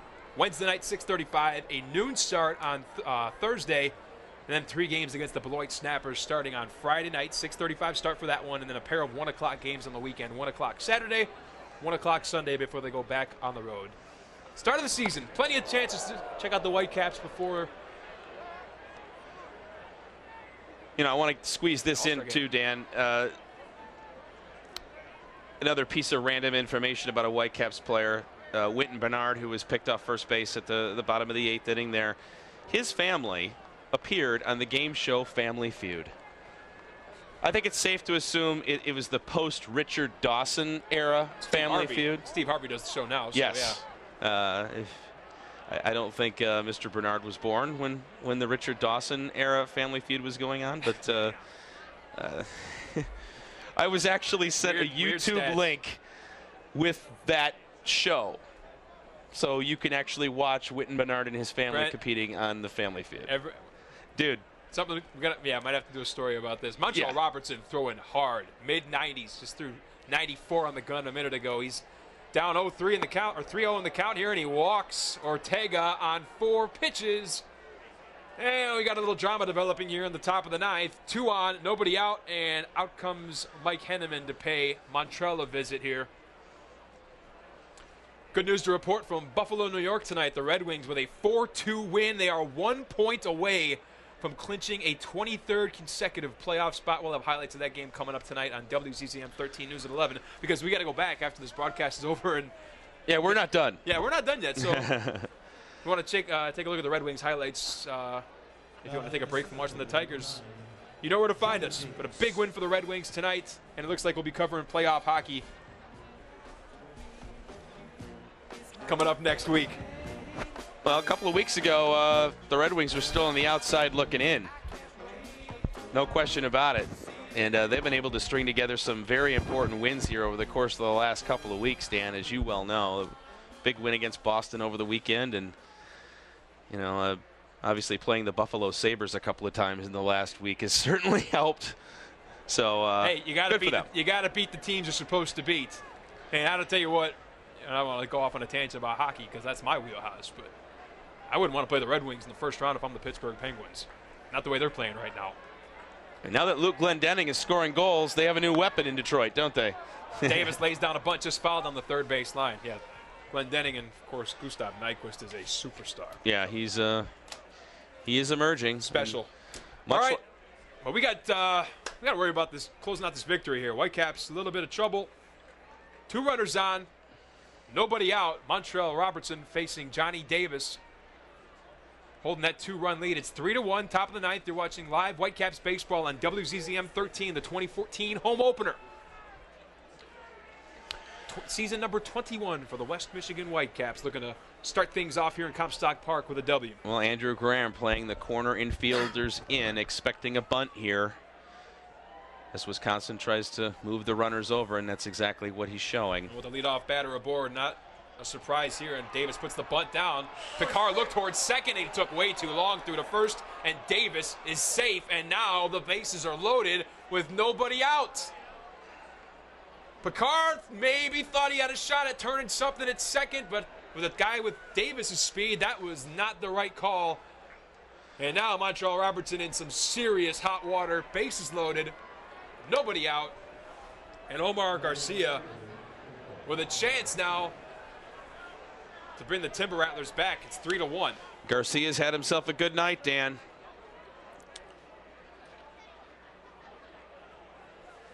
Three hits.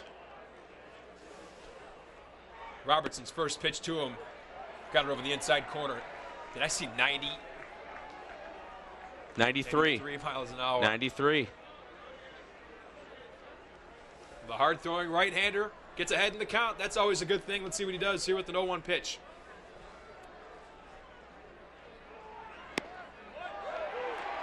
.95 miles an hour fastball. Another one from Robertson. It's 0-2 on Omar Garcia. 3 for 4, a single, 2 doubles for the Timber Rattlers left fielder tonight. He's had a night. Now it's up to Robertson to shut him down. The 0-2 pitch. Chop back towards Robertson. Could be 2. They get the out at home. They get 1. There's a start. Well, that was a gift. Yep. They could not have asked for a better situation than that. I was just about to say, you know, minimize the damage, turn a double play, get 2 outs, let a run score. You still have the lead, but you get a chopper back to the pitcher's mound. He made the right decision to come home with it. Get the one. Get the one. It's a 2-run game. Be safe. So Garcia reaches on the fielder's choice, and that'll bring up the right fielder, Michael Rattery.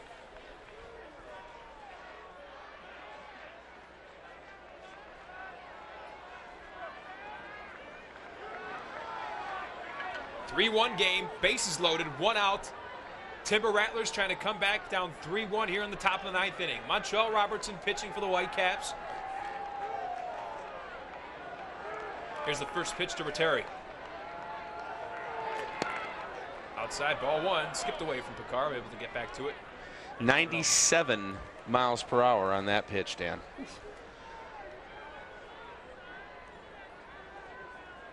It's not an enviable position for a catcher to be in, trying to catch a ball like that when it's cold out. Oh my goodness. Catch that out of the wrong part of the mitt. That'll sting. Well, Montreal is going to have to reach back here and fire off a few more mid-90s balls here to see if he can get a key strikeout. The 1-0 to Ratteri. A little high, it's 2-0.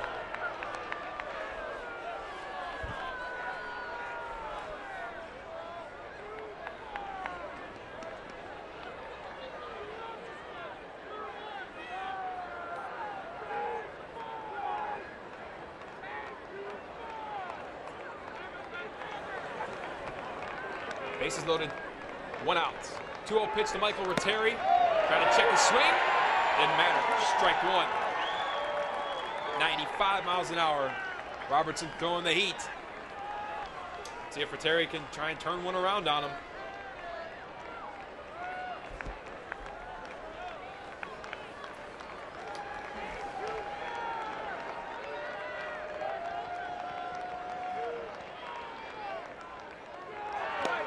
Swung on and made contact, fouled it back, and it's 2-2.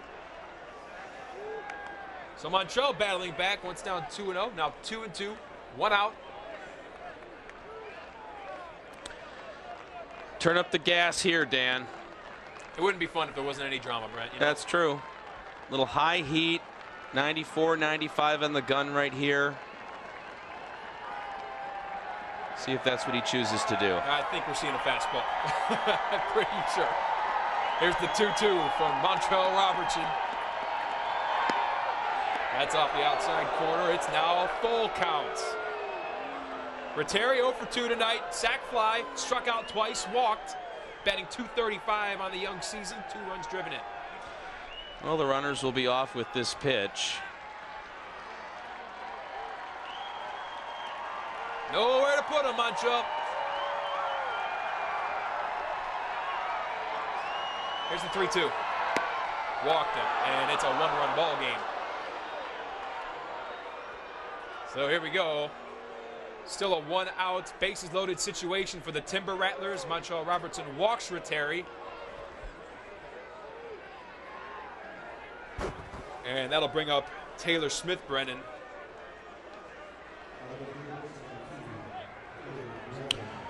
Having fun? I don't know if Andy Graham is right now.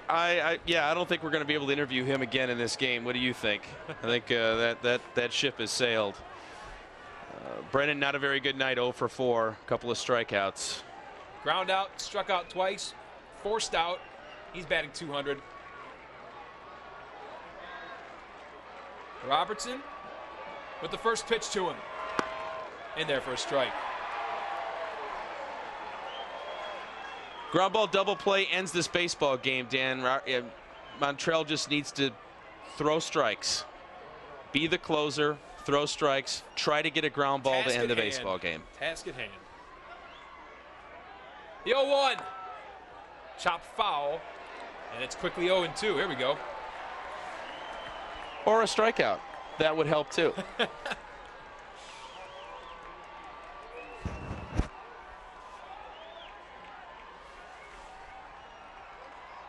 Montreal 16 games last year for the Whitecaps. No saves, pitched 74 innings. He's got Smith Brennan down 0-2 with the bases loaded. Here's the pitch. High fly ball in the infield. Infield fly rule.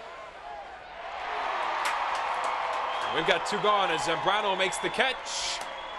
And the Whitecaps are 1 out away from winning the home opener. Exactly what you look for right there, Brent. You know, talked about double play. Talked about a strikeout. Little infield fly ball won't kill anyone either.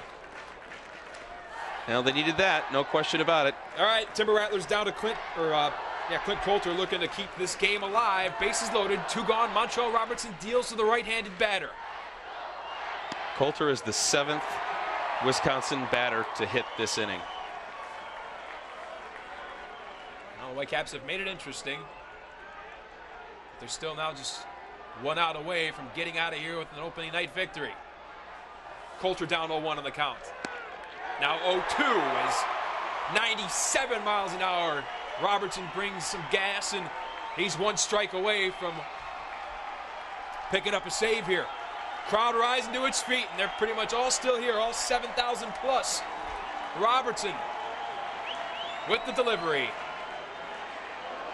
Outside, 1-2. 98. It's climbing. He's getting into Joel Zumaya territory now, isn't he? You know what? You don't see guys throwing that hard at this level very often. The 1-2 pitch to Clint Coulter from Montreal Robertson. Chopper back up the middle. Should be a force at second. It is, and the Whitecaps win. Betancourt gets it done, and the West Michigan Whitecaps win their 2014 home opener. Bases loaded. 1 out. Never in doubt, right, Brent? Never in doubt. Never in doubt. Never in doubt at all. We'll be right back to close out our broadcast. Whitecaps win it 3-2. You're watching Whitecaps baseball here on WCCM 13.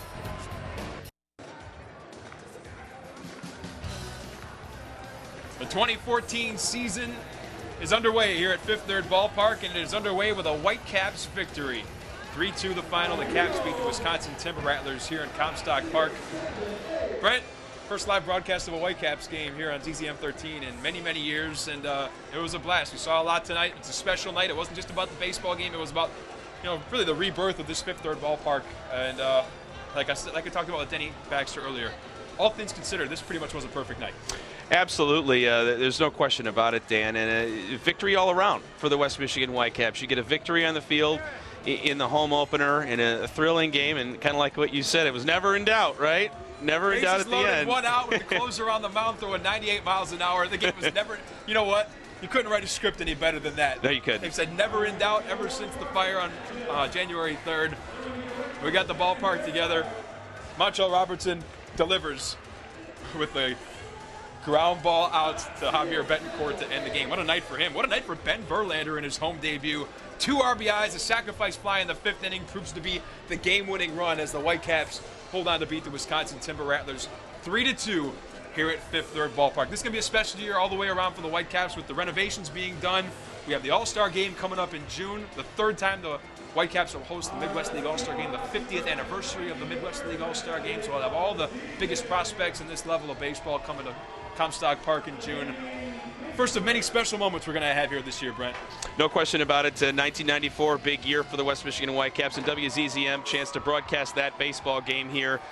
And now to bookend it for WZZM for us to be able to do this one, which is no doubt one of the most important games that they've had here at this ballpark after that fire.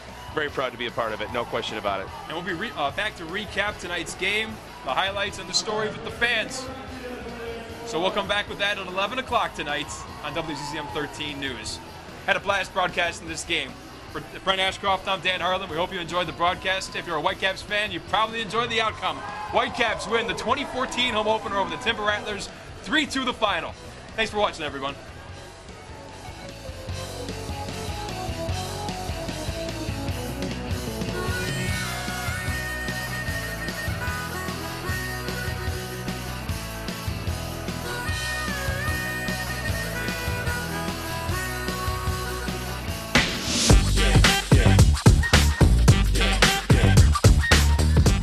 Thanks for checking out the 2014 West Michigan Whitecaps home opener. Stay tuned to 13 on your side, both on air and online, for updates on the improvements planned for LMCU Ballpark. And go Caps!